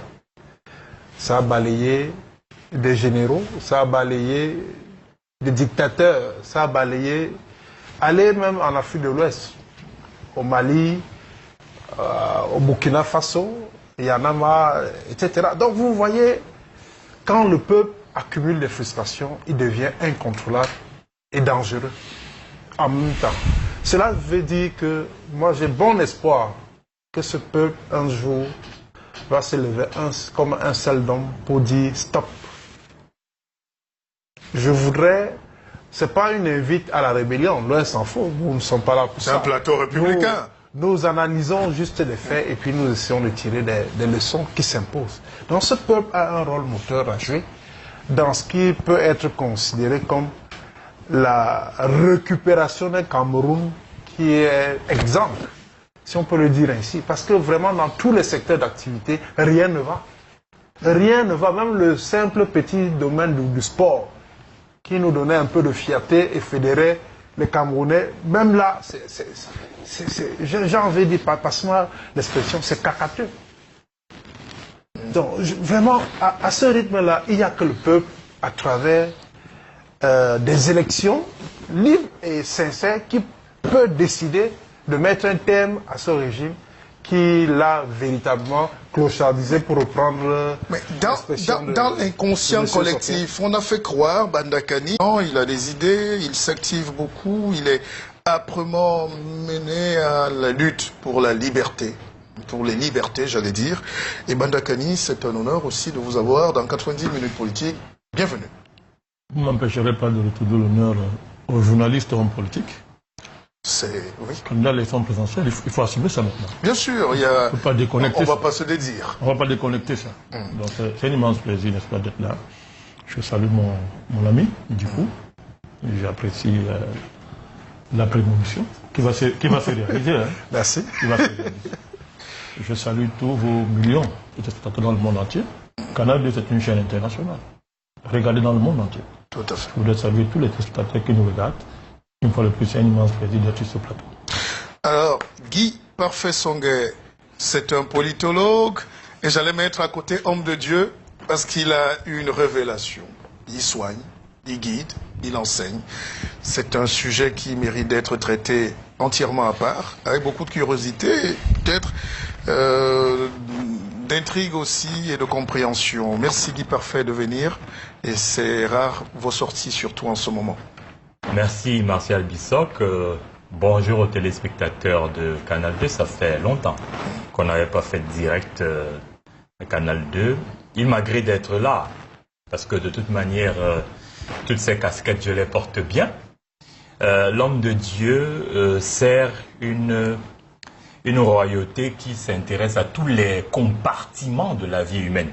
Il y a une petite chose peut-être qu'il faudrait que les uns et les autres corrigent. Il faudrait que les hommes cessent de croire qu'il y a des compartiments de leur vie qui ne concernent pas Dieu. Et il faut qu'ils cessent de coincer Dieu dans le carcan religieux. Dieu est en tout. Dieu est dans tout. Donc si vous croyez qu'il y a, par exemple, la politique dont Dieu ne s'intéresse pas, c'est que vous ne savez pas qu'il s'agit du vrai Dieu, le Dieu créateur. Donc je suis tout à fait à l'aise dans ma casquette d'homme de Dieu et de politologue, parce que tout cela fait partie du service à Dieu, de bien faire son travail là où on est. Bon, maintenant, le terme révélation, c'est bien plus que ça. Les gens qui viennent chez moi le dimanche à midi, ou les patients que j'ai à travers le monde, qui sont suivis soit depuis mon mur Facebook, soit depuis mon site internet www.guyparfaitsonguet.com, savent que c'est au-delà de la révélation. J'ai une succession de dons qui ont été allumés, qui sont effectifs. Effectivement, le don de guérison, à la base, il y a le fait de pouvoir faire les prédications, ce qu'on appelle le don d'évangélisation, où il y a des enseignements assez spécifiques qui sont révélés parce que je ne fais que transmettre ce que le Seigneur me donne. Il y a le don de prophétie, il y a le don de délivrance. Ceux qui viennent chez moi savent qu'on gère même des cas de possession, donc c'est loin d'être une rumeur ou quelque chose de léger. On est en train d'assister à la mort de l'enseignant pour la soutane. Il se trouve que l'enseignant reste vivant. Guy Parfait, on revient. Permettez-nous de faire le tour. Vous aurez la parole, évidemment, parce qu'on va terminer avec Samuel Zoquet, qui est évidemment un analyste politique, ingénieur agronome à la base et consultant. Et il mène bien ses activités. Bonjour Samuel. Bonjour M. Bissoc, bonjour à l'ensemble du panel qui vous accompagne ce midi. Bonjour à l'ensemble des téléspectateurs dissimulés dans le monde qui ont pris l'habitude de regarder ce programme qui est véritablement un jeu de neurones et une tribune où on essaie de débattre des questions politiques. Alors, le premier thème, Cameroun, le thermomètre. J'allais d'ailleurs dire, quand je venais tout à l'heure, que Cameroun, l'effondrement, mais certains hystériques allaient peut-être nous traiter d'alarmistes. Non, mais il y a effondrement. Effondrement physique, et puis intellectuel, mental, effondrement politique d'un système, et ça nous intrigue, ça intrigue la communauté internationale, et puis on va commencer justement par l'effondrement au stade, déjà. Bien évidemment, c'est la petite goutte d'eau qui est à mettre à l'actif d'un régime vieillissant et croulant qui dirige ce pays depuis 37 ans. Vous voyez que le stade omnisport qui était en cours de rénovation a défrayé la chronique. Dans la journée de vendredi ou jeudi, en matinée, on nous a annoncé qu'effectivement, il y a eu affaissement d'une aile de la tribune présidentielle du stade omnisport de Yaoundé et que dans l'intervalle, on a enregistré un mort et plusieurs blessés graves. Malgré les visites multipliées ces jours-ci, j'avais envie de dire, d'appeler ça des sorties plutôt médiatiques et proches du vouloir, du paraître. Malgré toutes ces sorties du PM, on a véritablement du mal à croire qu'effectivement le Cameroun pourra véritablement abriter la compétition de la CAN de 2016 qui est prévue vers la fin de l'année. Et donc, on assiste encore une fois à une sorte d'improvisation. On est à la veille, pratiquement à quelques mois d'une échéance sportive continentale de haut niveau. Et les structures, des infrastructures sportives ne sont pas encore à jour. Et voyez-vous, l'incident du stade omnisport est la démonstration de ce que rien n'a été fait depuis que le Cameroun sait qu'il doit abriter cette phase finale de la CAN féminine, d'abord en 2016 et celle des garçons en 2019. Rien n'a été fait. On fonctionne sur le registre de l'improvisation qui caractérise malheureusement ce système qui est pratiquement en faillite. Et je voudrais à la suite du docteur Guy Parfait Songué indiquer que cet incident qui arrive à l'omnisport, effectivement, on peut établir un parallèle avec, comme vous l'avez d'ailleurs superbement bien fait, on peut établir donc un parallèle avec le système qui nous gouverne en ce moment, pour tout simplement indiquer que c'est des indicateurs de ce que le régime de M. Biya est pratiquement finissant. C'est un régime qui tâtonne, c'est un régime qui n'a plus rien à proposer aux Camerounais, c'est un régime qui est dépassé par les événements, c'est un régime qui mérite tout simplement d'être rangé dans les placards de l'histoire. Alors, Bandakani, pourquoi aller refaire du neuf sur du vieux?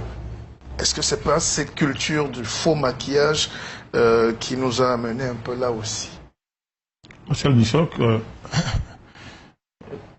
poser la question de savoir pourquoi on fait du neuf avec du vieux, du neuf avec du vieux. J'espère que vous voulez faire de la pédagogie. Vous voulez m'amener à sortir du fond de moi-même. Parce que ce régime n'a pas le choix. Quand vous voyez son émergence historique, parce que c'est un vieux régime. Il a sa deuxième séquence d'évolution. Praïdjo, c'est Biya. Mais c'est le même système politique. Biya a aggravé parce que l'aggravation de la vacuité historique de tel régime est inscrit dans l'évolution. Même si ça avait été Aïdjo qui était toujours président, on assisterait à ce qu'on voit là. On n'avait qu'à voir ce qui s'est passé en Côte d'Ivoire avec le vieux Oufouette et les autres. C'est la structure de ces régimes-là qu'il faut interroger sérieusement si on veut comprendre. Ils ne peuvent que bricoler. Ils n'ont pas d'autre choix. Ça surprend ceux qui se contentent de comptabiliser les effets au détriment des causes. Pour comprendre ce régime, il faut être un bon médecin, c'est-à-dire savoir articuler les effets à la cause. Si vous êtes un médecin, le docteur Professeur Guéry, il comprend bien ça, vous êtes médecin, et que vous passez votre temps à soigner les effets d'un malade, vous le tuez en douceur. Il faut attaquer la cause, poser le diagnostic, attaquer la cause, et les effets vont disparaître, parce que vous avez attaqué la cause. Donc, on est en face d'un système, d'un régime politique, qui était condamné dès sa naissance, et qui s'est effondré dès le jour où il est né. Vous n'avez qu'à convoquer les grands auteurs historiques. Les Dumont ont écrit des choses que si vous lisez aujourd'hui, vous aurez même honte. Tout ce qui se passe dans les Dumont écrit. L'Afrique est mal partie. Il décrit quel est le destin de ce type de régime. Régime essentiellement néocolonial. Ce sont des régimes extrêmement néocoloniaux qui n'ont pas vocation à développer leur pays, mais plutôt à développer les contradictions néocoloniales pour les mener à leur extrémité. C'est-à-dire, comme au Congo, par exemple, je ne sais pas lequel, j'ai juste pris un Congo au hasard, pour s'assurer de sa longévité, de sa mort au pouvoir, on est prêt à brader le pétrole des Congolais. Mais vous avez tout dit. Le destin des États, comme ceux du Cameroun, c'est de nous conduire, c'est de nous reconduire à la colonisation. Et vous n'avez qu'à voir l'histoire de l'Afrique depuis la crise ivoirienne. Tout le monde sait, ce qui refusait de voir qu'il y a un projet de recolonisation de l'Afrique. Et c'est la mission historique des États néocoloniaux dont le Cameroun nous conduit à ça. Et regardez notre pays aujourd'hui, vous parlez de fondement. Regardez le pays, regardez tous les indicateurs. Vous avez un pays qui, sous le président Avaïdjo, avait quand même accumulé des indicateurs qui permettaient de savoir que bon, ce pays va quelque part. Il y avait des statistiques économiques, néocoloniales on peut dire, mais il y avait des acquis à ce niveau, de grosses entreprises publiques qu'on aurait pu transformer en champions, comme les Chinois l'ont fait par exemple, s'il y avait des gens qui avaient un projet. Mais après, qu'est-ce qu'on a fait? On a tout vendu. On a tout privatisé. Vous voyez aujourd'hui, le principal pilier du régime, c'est Bolloré. On est revenu, vous qui allez revenir là-dessus, on a fait croire aux Camerounais que oser parler de l'alternance, c'est un crime non seulement de lèse-majesté, mais c'est un crime de pendaison. Pourtant, c'est dans cette République quand même tout ce qu'il y a de logique. Banda. C'est-à-dire que ne faisons pas comme si on ne comprend pas la structure géopolitique et géospirituelle de ceux qui nous gouvernent, de l'État du Cameroun. Tout à l'heure, quelqu'un, mon ami Nzoké, il a dit que ce sont les ministres qui institutionnalisent le vol, les pratiques de vol. Vous avez bien compris, pas déformer votre pensée. Non, ça dit que vous êtes très gentil, vous êtes très poli. Est-ce que vous pouvez expliquer comment dans un régime, quelqu'un qui organise l'inertie est le plus grand dénonciateur de l'inertie? C'est une véritable curiosité. Comment vous pouvez expliquer ça? Il faut savoir qui nous gouverne et qui est notre chef. On n'est même pas gouverné. Quelqu'un qui organise l'inertie, il est le plus grand dénonciateur de l'inertie. C'est parce que c'est un sacrificateur. Oui. C'est un sacrificateur. Et quand vous êtes dirigé par un sacrificateur, c'est une autre dimension de la politique. On n'a pas le temps pour débattre ça. Quand vous êtes dirigé par un sacrificateur, ça veut dire que ce régime, ce ne sont pas les ministres qui ont institutionnalisé la gabégie. C'est que la gabégie et la corruption, c'est une forme de gouvernement. Il faut comprendre ça. C'est une forme de gouvernement. Et le président Biya est maître dans ça. Est-ce que vous savez qu'un ministre ne peut pas, au-delà de 5 millions, il est obligé de se référer à la présidence? Oui. Mais alors, et comme vous avez des ministres qui se retrouvent seulement en prime, alors, ils ont un salaire de moins d'1 million au Cameroun. Mais rien que les primes mensuelles, il y a un ministre, 36 millions de francs. 36 millions de primes mensuelles. Je ne vais pas citer son nom. Vous croyez que la présidente n'est pas au courant? Laissez de côté le pillage et le vol qu'il fait. Quand un gouverneur, on lui adjoint 3 postes de PCA. Alors, qui fait ça? Qui nomme? Sans compter les caisses noires. Alors, qui nomme tout ça? C'est-à-dire l'argent qui est géré hors budget. Hors budget. Les caisses d'avance. Alors, qui nomme? Alors, c'est un mode de gouvernement. Ouais. Lorsqu'un régime a des fondements sataniques, tel qu'on l'a démontré, et c'est le cas de tous les pays du précaré français, le maestro de l'affaire, c'est la France. Avec ses gouverneurs. Il a bien formé ses gouverneurs. Si on dit aussi à la France, oui, mais tout le temps la France, Banda. Je vous comprends, mais bon. Non, c'est pas une esquive. Non, je comprends, vous faites votre travail. Vous ne pouvez pas parler du Cameroun sans parler de la France. Allez-y. Si vous faites ça, c'est un déni de l'histoire qui est inacceptable. Je sais que c'est pas facile chez nous ici. Il y a des campagnes terribles pour empêcher ça, mais vous ne pouvez pas. C'est un fait historique. La trame de l'histoire camerounaise se confond avec le fait La France, cette grande patrie de droits de l'homme, de Rubichon. Oui, tout à fait. Grande partie des droits de l'homme pour les Français, mais patrie assassine pour les autres peuples. Ok. Toute l'histoire du Cameroun et des pays du précaré, c'est une histoire où vous allez monter et descendre. C'est une affaire, c'est un conflit mortel, géohistorique avec la France. C'est un fait. Ça ne veut pas dire que je suis actif. La bagarre va... Donc, on va lutter. Non. On va sauf que lutter. On n'a pas le choix. Alors, je vais revenir. Alors, je vous dis que vous voyez donc que ce n'est pas... C'est le cœur de l'État. Et ne peut que gouverner que par la corruption. Mais c'est qu'à un moment donné, c'est le cas de l'opération, on va choisir. Il y a 2 types de personnes qui vont en prison. Alors, moi qui le dis, je soutiens le principe épervier, hein, pas parce que j'aime trop la tête du président, mais parce qu'il vaut mieux ça que rien du tout. Alors, deux types de présidents vont en prison. Ceux qui menacent le pouvoir, à un moment donné, politique constitue un danger. C'est-à-dire qu'ils se sont tellement enrichis au point où, pour protéger leur richesse, ils doivent conquérir le pouvoir politique, c'est bien dangereux. Et il y a ceux qui, à un moment donné, lorsque le régime est menacé, il le faut sacrifier. Il faut sacrifier, on prend 3, 4, 5, on met en prison. Voilà, c'est-à-dire, voilà le logique. Comme les gens qui sont à Kondengui, là maintenant, parce que à côté les des préfets qu'on a c'est pris, clair. ils vous disent, mais pourquoi on laisse le gouverneur, pourquoi on laisse le ministre, pourquoi Sans on les laisse... dédouaner, sans les dédouaner, Enfin. ils doivent aller en prison, mais pendant qu'on les met en prison, il y a les gens qui volent tous les jours à côté du chef de l'État. Tout à fait. On les arrête pas, tous les jours ils sont là, on les connaît, on les touche pas. Parce qu'ils sont au cœur de la structure géospirituelle qui tient le pays. Maintenant, je reviens à la notion du peuple. On va parler du peuple. Marcel Bissop, faisons attention quand nous parlons du peuple camerounais. D'abord, sur le plan même de la science politique. Il n'y a pas de peuple sans la dialectique. C'est-à-dire wagon-locomotive entre les leaders, entre le leadership politique et les masses laborieuses qui le suivent. Hein. Donc quand on parle de peuple, pour qu'il y ait peuple, il faut ces deux piliers là pour parler du peuple. Le peuple est une construction. On fabrique un peuple.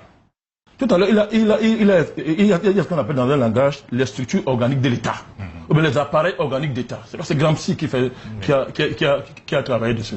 C'est-à-dire que ce sont des appareils qui fabriquent un peuple, qui fabriquent un type de population correspondant aux besoins du régime. C'est comme une usine industrielle. On fabrique un peuple à un moment donné. Donc il y a une fabrication à partir d'un moment donné d'un type de peuple correspondant à ce que le régime RDPC voulait pour le Cameroun. C'est pour ça qu'à un moment donné, des années 80, on vous généralise à tous les points de rue les bars. On généralise la débauche. On généralise la médiocrité dans tous les endroits. Vous allez dans un lycée public. Moi, ma fille est dans un lycée public, c'est de quoi je parle. Les professeurs, de façon systématique, si on prend ce cas précis, n'enseignent plus dans les cours normaux, les cours réguliers. Chacun a un cours de répétition où il donne ses vrais cours. Ça veut dire que si un enfant vient de façon assidue à la classe en semaine, il n'a aucun cours. Le professeur choisit de faire échouer les élèves qui ne viennent pas à ses cours. Il faut qu'il ait fait la répétition. Oui. Je termine rapidement. Oui, allez-y. Avec ta permission. C'est pas moi qui donne le temps. C'est Collins qui me regarde. Ce peuple camerounais, vous voyez, il s'est constitué un peuple plusieurs fois dans l'histoire. Depuis 1884.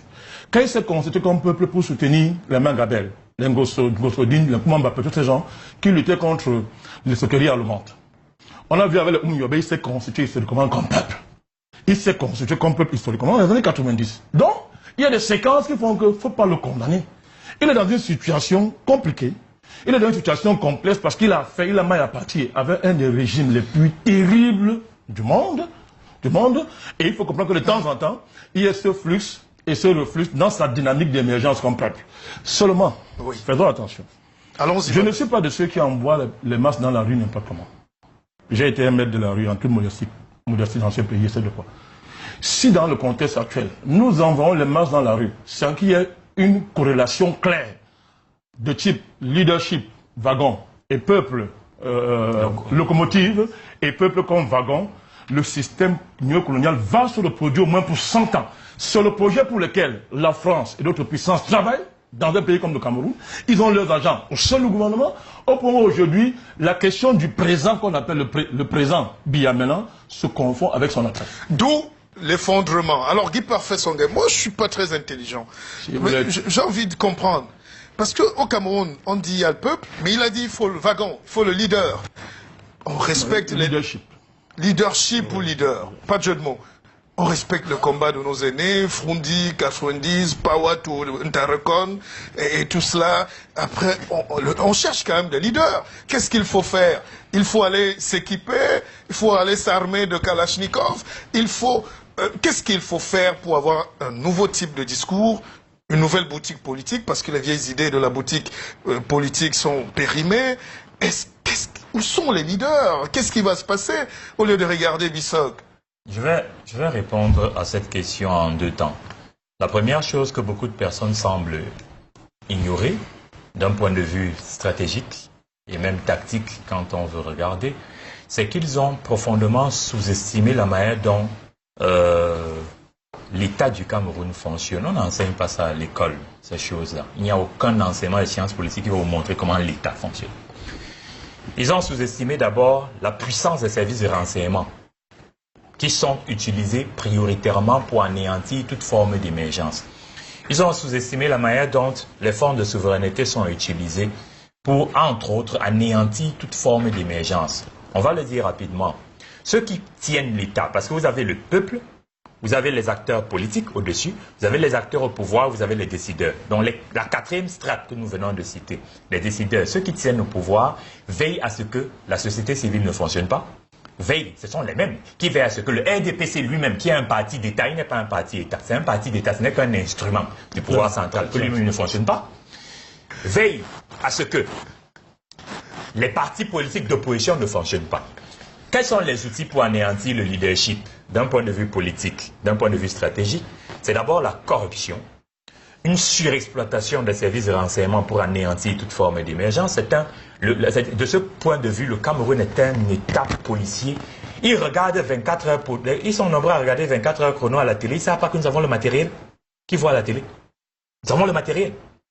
C'est un gars des services de renseignement où on dit ce qu'ils veulent, ils veulent me dire, je suis informé. Je sais même quelles entreprises ont livré le matériel. Je ne suis pas en train de dire les choses conditionnelles. Puisque je suis, en tant que consultant, j'ai été consulté pour beaucoup de problèmes secrets, sensibles dans ce pays. Donc on peut pas, même si quelqu'un a de hautes responsabilités dans les renseignements, il ne va pas mentir. Je passe. Il nous reste 4 minutes. Je continue. Vous avez l'obligation de réserve, docteur. Non. C'est pas ça qui les a poussés à vouloir m'assassiner. Ils auraient dû réfléchir avant. Personne ne pourra toucher Guy Parfait-Songha. Allez-y. Continue. Oui, allons-y. À partir du moment où ils ont organisé les assassinats, en utilisant les moyens ésotériques, ils tuent par la sorcellerie, la parlie de vente, et ben ça appelle ça Kong et tous les autres. Ils peuvent rendre Mbouamassok fou. Hein. Oui. C'est ça. Ça fait partie des stratégies. Maintenant, ils vous écrasent au niveau social en veillant à ce que rien de ce que vous faites ne marche. Ils ont tué tous les leaders. Vous ouvrez une société, elle fait. En masquant cela sous les formes d'accidents ou bien de maladies. Ce sont des assassinats. Je passe. Il reste, quand l'homme est dépassé, même dans la cécité la plus totale, il lui reste quand même à se demander, je viens d'où? Et c'est là où on répond à la question. Ce qui devrait même arriver ailleurs devrait tout simplement nous pousser à comprendre qu'effectivement, il est temps qu'on débarrasse le plancher, autant pour moi. Il est temps que M. Biya et son régime comprennent que ça ne va pas et que on peut leur aménager une sortie honorable en démissionnant tout simplement et en confiant les rênes de ce pays à des hommes purs, sûrs, sur qui les profondes aspirations du peuple sont orientées maintenant, c'est-à-dire des hommes qui sont véritablement des patriotes, parce qu'on a le sentiment que tous ces gens-là ne travaillent pas pour le Cameroun. On a en droit de se poser des questions. Est-ce que c'est vraiment des Camerounais qui se comportent ainsi dans leur propre pays? Est-ce que nous allons nous développer? Est-ce que c'est les... Excusez-moi, je n'ai rien contre les Congolais. Est-ce que c'est les Congolais qui viendront développer le Cameroun en notre place? C'est quand même incroyable que ceux qui sont comme des modèles aujourd'hui, qui ont fait leur temps, continuent à ne pas penser à l'avenir de ce pays et continuent comment on dit ça, à détruire tout le petit capital de confiance que le peuple leur a placé en eux. Donc moi je trouve ça scandaleux que dans ce pays, qu'on n'arrive pas enfin à comprendre que l'intérêt général doit primer sur tout.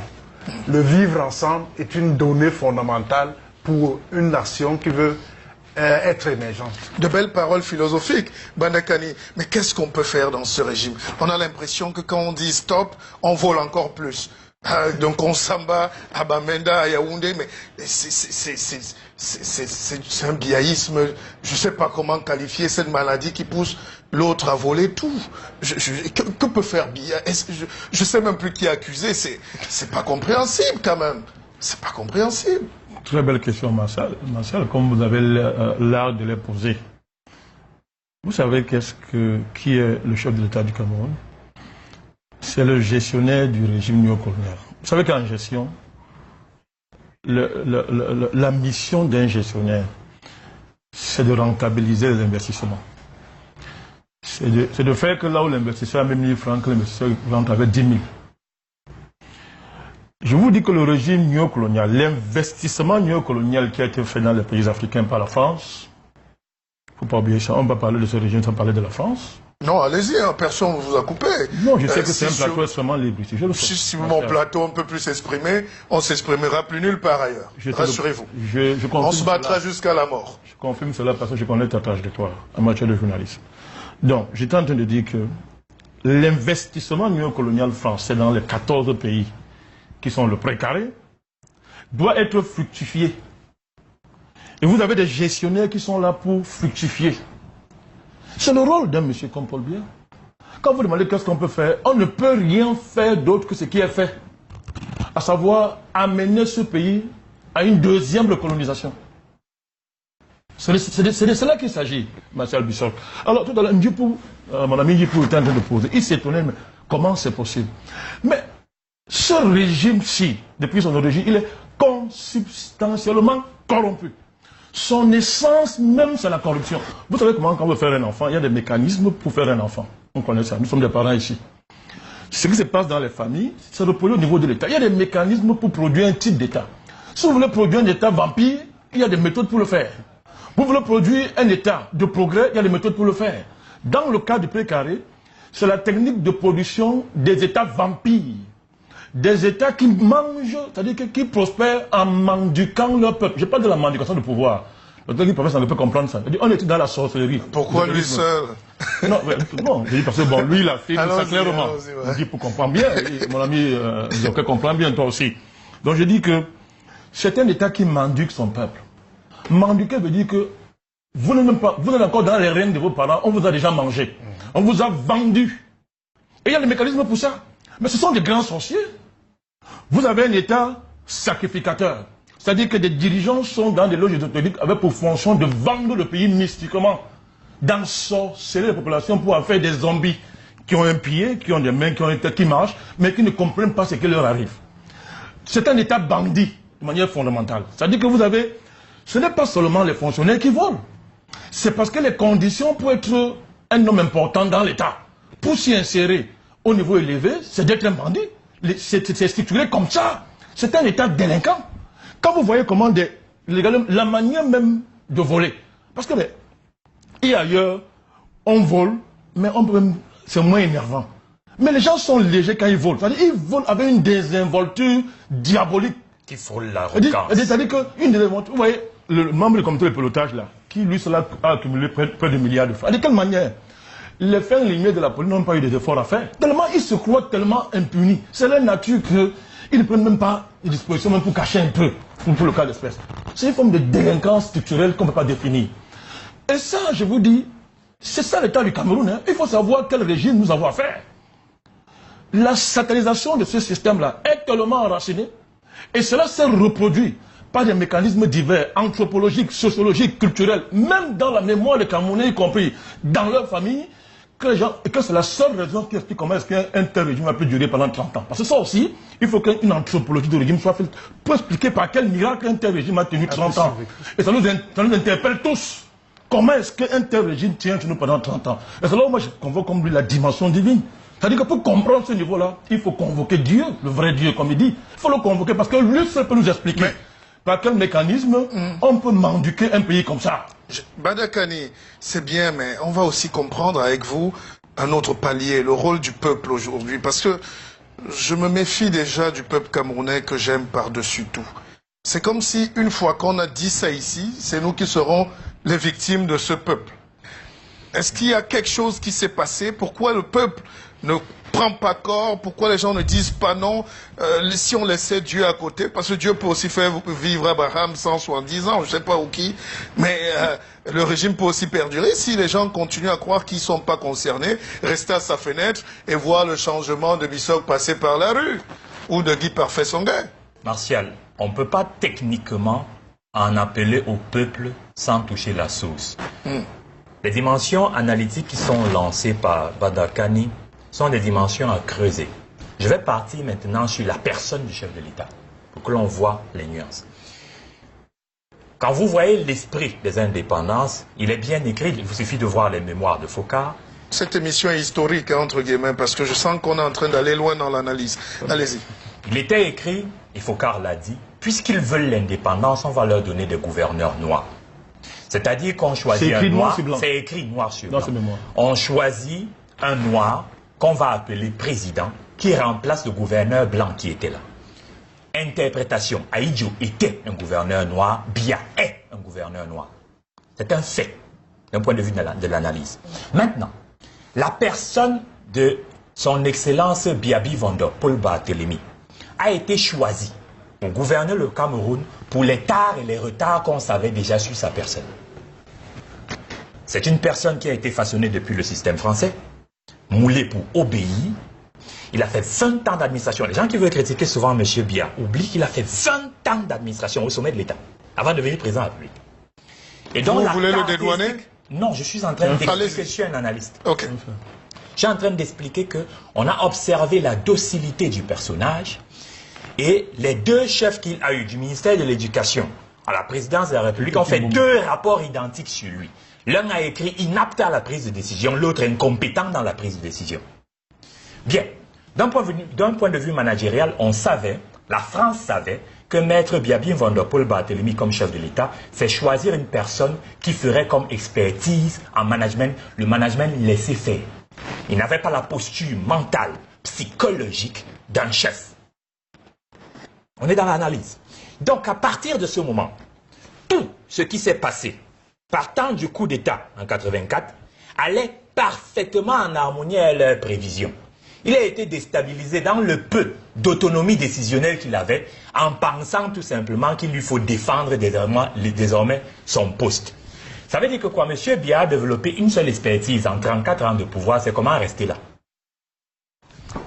Lorsque vous voyez son mode de fonctionnement, c'est une personne qui pratique, demandez aux experts en management, ils vont vous le dire. Le management, laissez faire. La seule chose où il ne laisse pas faire, c'est tout mécanisme qui représente de près ou de loin un danger pour sa position de pouvoir. Et le peuple dans tout ça, docteur? À cause de cette façon, il faut comprendre l'enchaînement. On est en pleine ingénierie institutionnelle. À cause de ce mécanisme que lui, il a développé, de sa façon de gouverner, les micro-entités systémiques autour de lui ont compris qu'il règne, qu'il ne gouverne pas. Et elles ont pris le pouvoir autour de lui. Dans ces mécanismes de prise de pouvoir autour de M. Biya, ils sont entrés d'abord parce qu'ils comprennent ça, tout est spirituel. Le pouvoir s'acquiert d'abord de façon spirituelle. Et là, on est dans le domaine ésotérique, c'est-à-dire le domaine du diable. Ils ont engagé un certain nombre de mécanismes depuis la dimension ésotérique pour anéantir le peuple. Ça, c'est la première étape où ils ont travaillé. Deuxième étape, suivre toute forme d'émergence en veillant à ce que jamais personne ne lève la tête. Ils ont institué la peur. Vous avez tout compris. Au point zéro, on est revenu à Kyriakides et compagnie. Et dans tous les domaines. Qui parfait son gars, à la suite. À la suite de ce que Bandakane vient de dire, puisqu'il a ouvert effectivement la problématique là où on devrait l'ouvrir sur un angle clinique, il faudrait s'étonner de voir qu'il y en ait encore qui soient surpris de l'effondrement. Ça fait des années que nous sommes en train de dire que le Cameroun fait partie des pays d'Afrique francophone qui n'ont pas obtenu d'indépendance. Parce que l'indépendance en elle-même était une imposture. On peut le dire autrement. Les fondations du Cameroun sont, pour l'essentiel, la médiocrité. C'est ceux qui ne voulaient pas l'indépendance qui l'ont reçue, ceux qui avaient une vision, qui avaient des convictions, qui avaient vocation à gouverner ont été décimés. La médiocrité ayant été installée au départ, c'est créer le système de médiocratie. C'est devenu un système avec une mécanicité rigide de destruction, d'anéantissement de tout ce qui existe de positif. Les gens médiocres sont comme ça, c'est symptomatique. Ils se méfient de toute forme d'émergence. Ils ont systématisé un mode de recrutement autour du gouvernement et à travers l'État qui a pour précondition la soumission à des sottises et à des bêtises. C'est-à-dire? C'est-à-dire l'appartenance prioritaire à des clans, à des ethnies, à des groupes, à des micro-entités systémiques qui sont claniques, ethniques, politiques ou ésotériques. Et avec le temps, le satanisme étant, parce qu'il faut appeler chat chat, Le satanisme étant, ils ont systématisé cela au-delà du politique, même dans le champ économique. Ils ont laissé pousser des entreprises dans lesquelles pour être recrutés, les préconditions, même dès le départ, sont d'appartenir à une organisation ésotérique. Ils ont amené ces préconditions. Au Cameroun, il n'y avait pas de problème d'homosexualité. Il y avait au départ au Cameroun un problème de soumission à des pratiques homosexuelles pour l'élévation politique. Ils sont partis des pratiques homosexuelles à systématiser l'homosexualité. Alors, cette perversion n'ayant pas de limite, et comme ils pratiquent de façon satanique à un niveau que les populations avec le bon sens commun ne peuvent pas soupçonner, ils ont réussi à noyer même la conscience nationale et à désubstantialiser le peu de nationalisme qui pouvait permettre de sauver le bateau. Avec le temps, le régime Biya, qui est effectivement la continuité du régime Ahidjo, est arrivé à jouir, permettez l'expression, de ses propres bêtises, au point où il n'a aucune chance de trouver des solutions, puisqu'il a veillé lui-même à anéantir tous ceux, et pas seulement tous ceux qui, mais tous ceux qui pouvaient l'aider à se questionner et à se réorganiser, à se réorienter. Maintenant, on est dans une situation où même les aveugles voient que le pays va mal. Les experts comme au Nanguini, il y a quelques aveugles qui ne voient rien du tout. C'est de la mauvaise foi caractérielle. Ils ne voient rien du tout. Si quelqu'un estime que le Cameroun est un pays qui se porte bien, en l'état de pourrissement que l'on voit dans l'espace public, c'est qu'il est de mauvaise foi. Alors, GPS, Guy Parfait Songuer, on revient à vous dans quelques instants. Samuel Zoké, j'ai suivi sur un plateau, vous êtes d'abord un consultant sportif et vous avez des responsabilités au sein de l'appareil sportif du Cameroun. Quand on dit par exemple pour sortir, hein, j'ai suivi chez mon ami et frère Bouba Ngomna qu'on dépense plus d'un demi-milliard pour des véhicules alors que les chantiers sont bloqués. Et on vous dit que non, ces directeurs d'administration ont besoin de véhicules pour aller contrôler les chantiers. Moi, j'ai des gens qui m'appellent pour me dire, si ce n'est pas la preuve qu'on est fou, il faut qu'on trouve autre chose. Est-ce que c'est votre sentiment? Parce qu'eux, ils se justifient en disant, mais un directeur ne peut pas transpirer, c'est fait des véhicules de luxe pour aller. Je leur rappelle jusqu'au Rwanda, tout l'État rwandais a 10 véhicules. Et du président jusqu'au dernier ministre, 10 véhicules. Le parc automobile, c'est chiffré, c'est vu, et nous, on ne comprend rien. Les gens n'ont rien. Martial Bissok, c'est des comportements inadmissibles dans un pays. Parce que je suis un peu étonné que ça passe comme s'il n'en était rien. Mais dans un état sérieux, on ne poserait pas de tels actes. Parce qu'il faut déjà noter que les chantiers en question n'existent même pas. Comment est-ce qu'on va trouver des voitures pour des gens qui vont visiter des chantiers ou alors qui vont implémenter des chantiers qui n'existent nulle part? Parce que tout à l'heure, vous parliez de l'effondrement du stade Omnisport Amadou Ahidjo. La tribune présidentielle. Oui, et on arrive à ce stade alors que préalablement, on devrait construire un stade à Yaoundé, qu'on a même appelé le stade Paul Biya. Et ce stade, à l'heure où nous parlons, rien n'a encore commencé. Et c'est de la pure sorcellerie. C'est M. Guy Parfait Songuer qui aime souvent cette expression, et elle est réelle. Allez du côté de Yassa.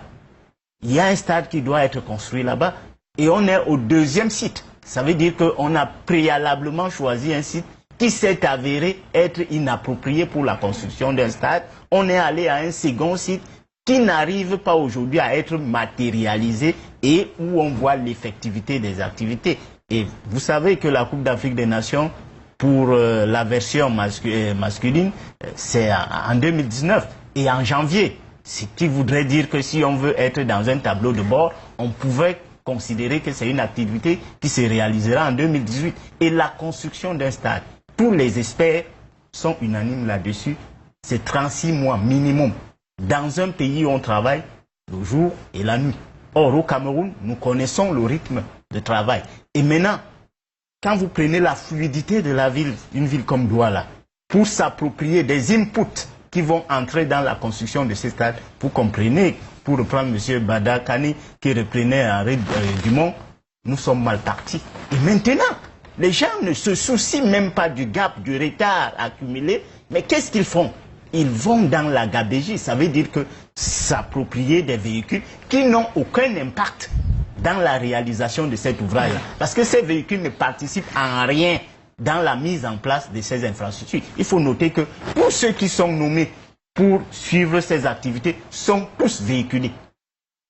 Et tous ont des bombes de carburant. On ne peut donc pas comprendre dans un État qu'est-ce qui peut pousser des individus à de tels ajustements.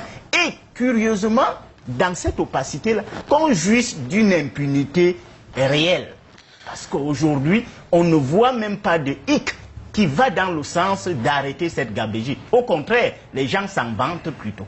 Alors, on a déjà fait, je rappelle que l'émission est très suivie sur les réseaux sociaux, sur la chaîne YouTube. Posez des questions, allez sur la page de l'émission, hashtag 90 minutes politique sur Twitter ou bien sur mon compte, Martial Bissog, et échanger avec nous en direct et en live. Alors, le port de Kribi, moi je sors de Kribi là et c'est quand même une curiosité mondiale. Toute une administration centrale, des préfets, jusqu'au secrétaire, et à Kondengui, ils se sont fait raser la tête hier et avant-hier. On dit que c'est une vague de 25, il y a une autre vague qui arrive, et on dit que les plus gros poissons sont encore dehors, des gouverneurs, des ministres, mais c'est pas possible qu'on en soit arrivé là. Qu'est-ce qu'on peut dire à ces gens? Qu'est-ce qu'on peut dire à l'opinion? C'est quand même terrible qu'on ait arrêté tous ces gens, même des préfets en activité, sous-préfets, des hauts cadres, pour une affaire de terrain et de port et de vol. En réalité, c'est un scandale. C'est le énième scandale qu'on enregistre dans ce chapitre-là. Vous savez très bien que les questions de détournement de fonds, les questions d'abus de biens sociaux et autres ne datent pas d'aujourd'hui. Et ce qui s'est passé à Kribi est tout simplement ahurissant. C'est-à-dire que des riverains qui ont été déguerpis n'ont pas pu rentrer effectivement et en totalité de leurs droits, droits de propriété, s'entend. Et par quelque alchimie, tous ce beau monde que vous avez cité là ont été mouillés dans des transactions financières, dans des transactions foncières. Et c'est tout simplement dommage pour un pays qui aspire à être émergent. Donc moi je crois que en réalité, ce n'est même plus une surprise pour tous ceux qui savent comment ce régime fonctionne. Moi je vais encore insister là-dessus pour indiquer que lorsqu'en 1982, M. Biya arrive au pouvoir, des grands espoirs sont fondés en lui. Les gens pensent que voilà quelqu'un qui va faire changer les comportements. Et il vient avec un slogan qui aujourd'hui est devenu tout simplement creux et désuet. Rigueur et moralisation. Qu'avons-nous fait de ces deux slogans-là? C'est-à-dire 34 ans après. Qu'est-ce que c'est devenu? Bon, voilà comment ce monsieur a tout simplement changé de cap et tous les espoirs qui étaient placés en lui se sont évaporés, ont même fondu comme beurre au soleil. Et finalement, tout le système qu'il a entretenu, qu'il a mis en place et huilé, est un système de prébendier, un système de rente, où chacun veut accaparer le maximum de milliards possible pour s'assurer un matelas financier et un repos doré dès le lendemain qu'on n'est plus aux affaires. Donc, moi, je pense que ce qui arrive à Kribi et ce qui